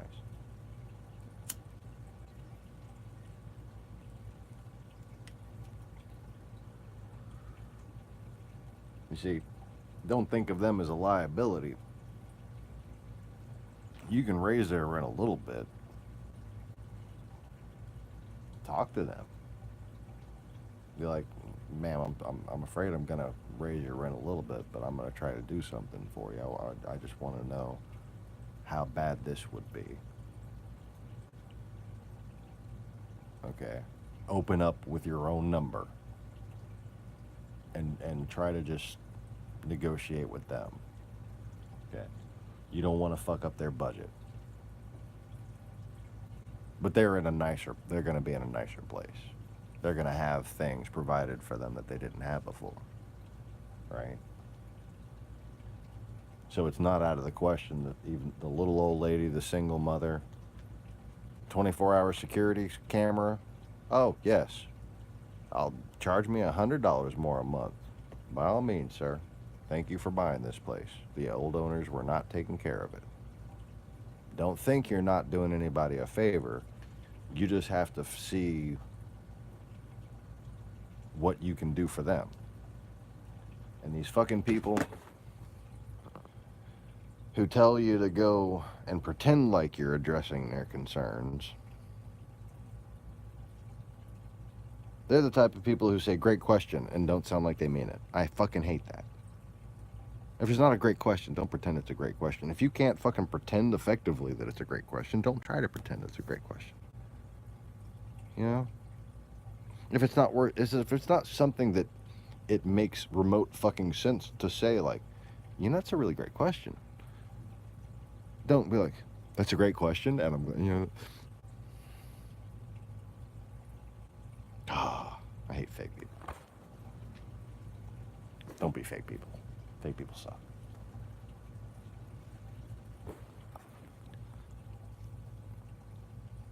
You got to allow yourself to actually understand what the fuck they're going through. Not just say that you understand. You know? These people are telling you to say that you understand. No. Fucking understand. Put yourself in their shoes. Okay? Because not screwing people is the key to long-term business success. Not fucking around and just worrying about every little number here and there. You get that long-term tenant happy vacancy rate. Stays nice and minuscule.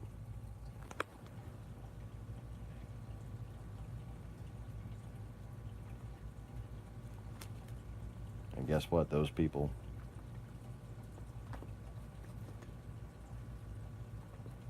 they're going to take better care of the place.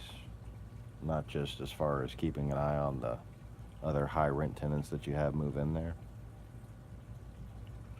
And you can show this in your calculations too. This is something that's worth, you know, when you go in there and pretend to be a buyer, go and ask, and go talk to the little old lady.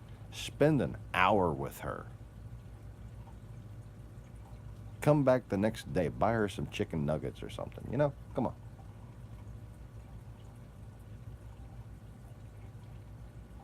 If you think you got the deal, go spend an hour with that little old grandma. She helps her niece pay her rent in the next unit because her boyfriend's in jail. But she's 5 years sober, and her grandma will vouch for her. You know?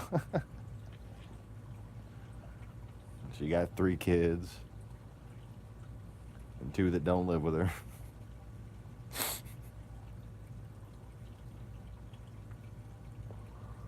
But you know what?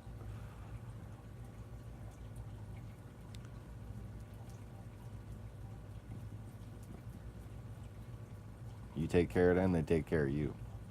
They become an asset to that community. They help you vet tenants, and they help you attract tenants.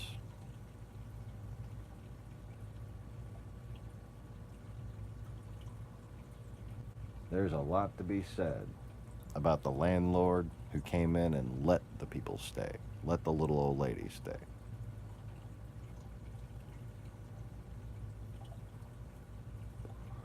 People who can't pass a background check, people who don't meet federally agreeable criteria, including, you know, elderly and single mother status. Sorry, your rent's going up or you gotta go.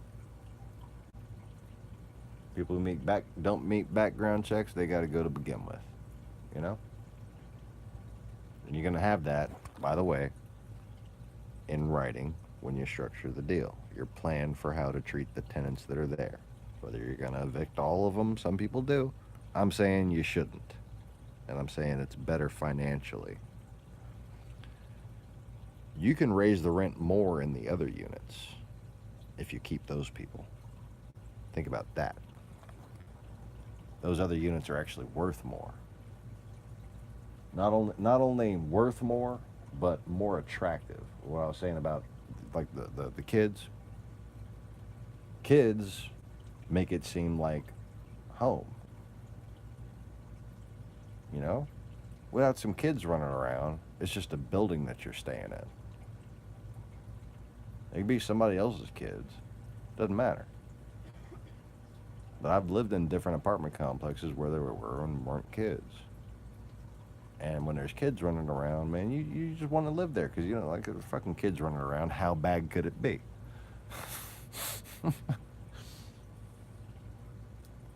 They're still alive. Certainly I can survive here.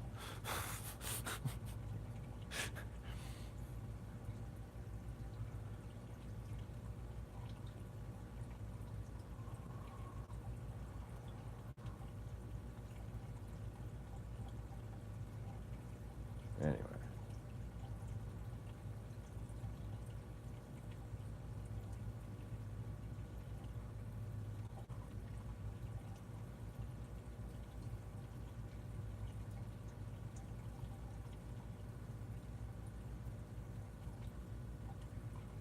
So yeah, and if you got to put them in a hotel, you know, make it a cheap one nearby.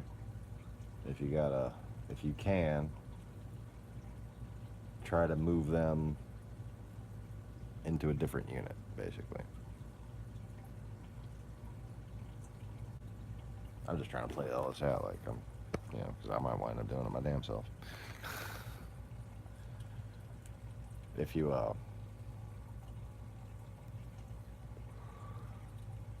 basically we're gonna remodel these units first. Okay, do the exteriors, do the interiors separate. You know, right? We're gonna remodel the inside of all these units, and y'all can choose which ones, and try to suggest we'd like you to move into this one. You know, old lady who likes to snoop through her blinds. We want you to get right up there in the middle in the parking lot where you can just see everybody. And she'll be like, yes, I'd like to see everybody. Thank you. Ain't nobody gonna get by me without me knowing just who they are.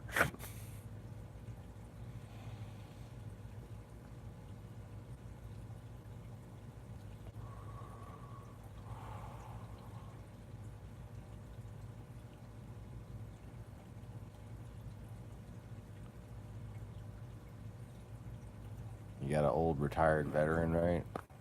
Let him stay in the back corner, you know? In case anybody thinks they're slick.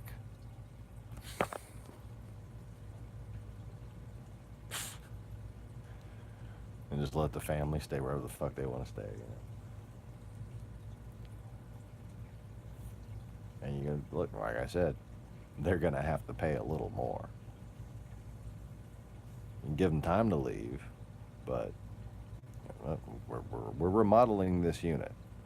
So you can come rent this other unit for more that we've already remodeled. Or we're afraid we're going to have to give you 90-day notice. Be nice about it.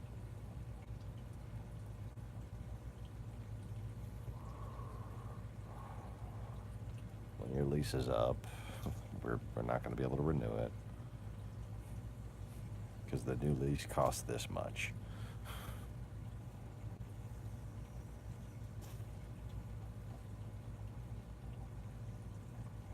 And the reason why you're nice about it, okay? It makes sense to be nice. You don't want to be that fucking guy. You don't want to be that owner. You don't want to be that old nasty lady who kicked everybody out.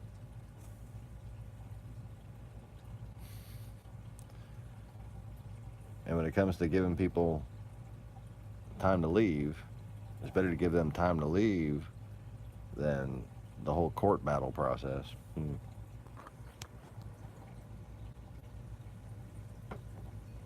Their lease is up, their time is up. You want to sign a new lease, the new lease costs this much. You can't sign a new lease, you can't live here. Just like any other lease.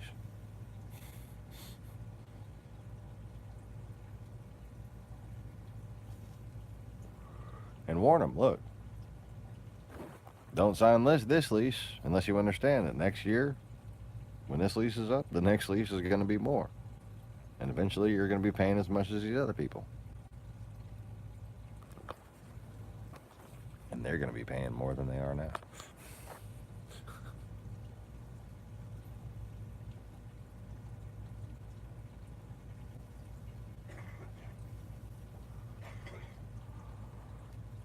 But you got to add value into the property. And then you get the tenants that can, you know, and have, again, in the deal, tenants required to submit to the following screening processes. This blah, blah, blah, blah, blah, blah. Have it exactly planned out.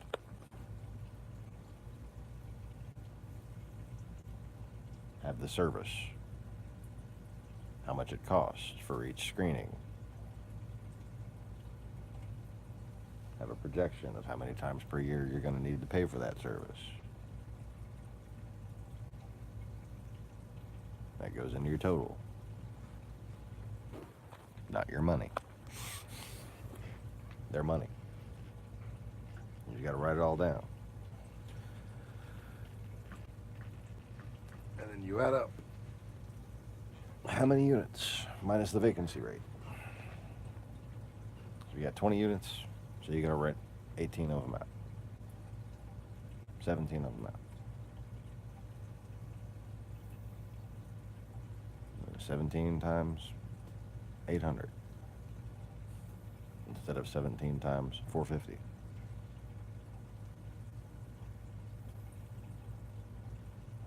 And next thing you know, you're making 20% of the value of the property every year.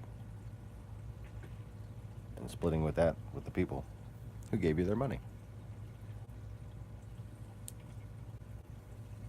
Then, I suppose if you want to take out a loan and get your own place, you'll have a nice little residual income to do it with.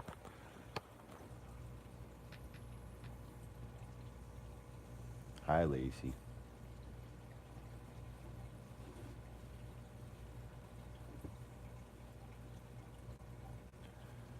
Anyway. Speaking of falling asleep, I guess I should try to get some actual rest tonight.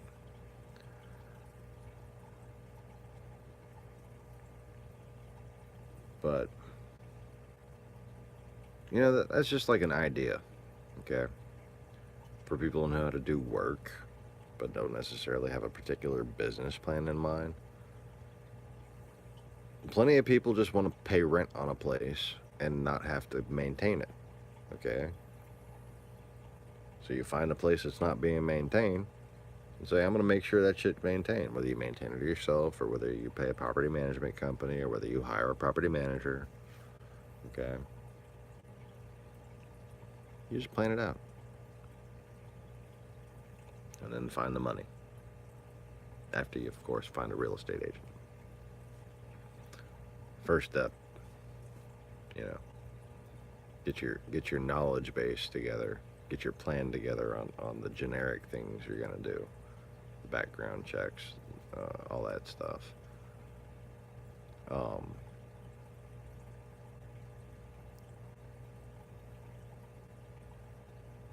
Then make your real estate agent friend, you know, while you're doing that. Then hunt for properties. Once you've got some targets, get dressed up. It's a nice fresh haircut.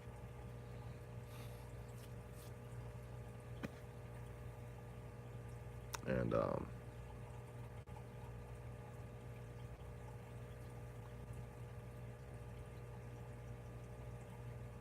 go in there and try to buy this shit.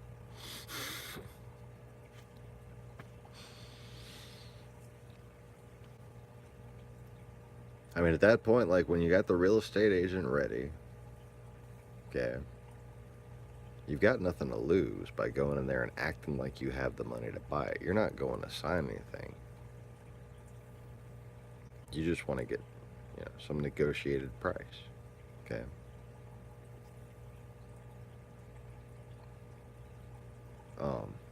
And you can put in an offer in writing with the real estate agent even.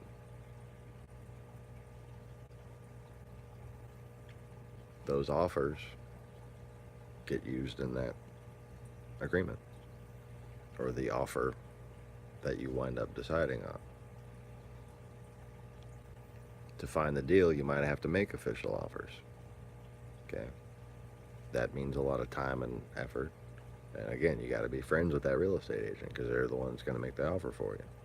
You might have to put in, you might decide you want this one property because the rest of them are just kind of written off. And you might have to put in three or four offers on the same property, inching it up a few grand every time, you know?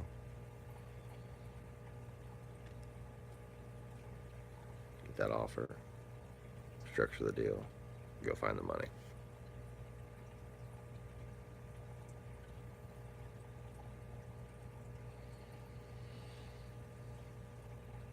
What a rush, huh?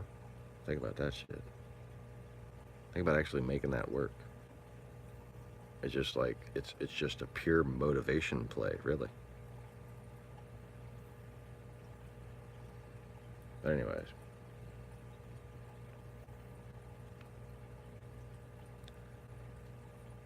So, I got some food sitting in the oven. I might get back on here to practice my little business pitch. But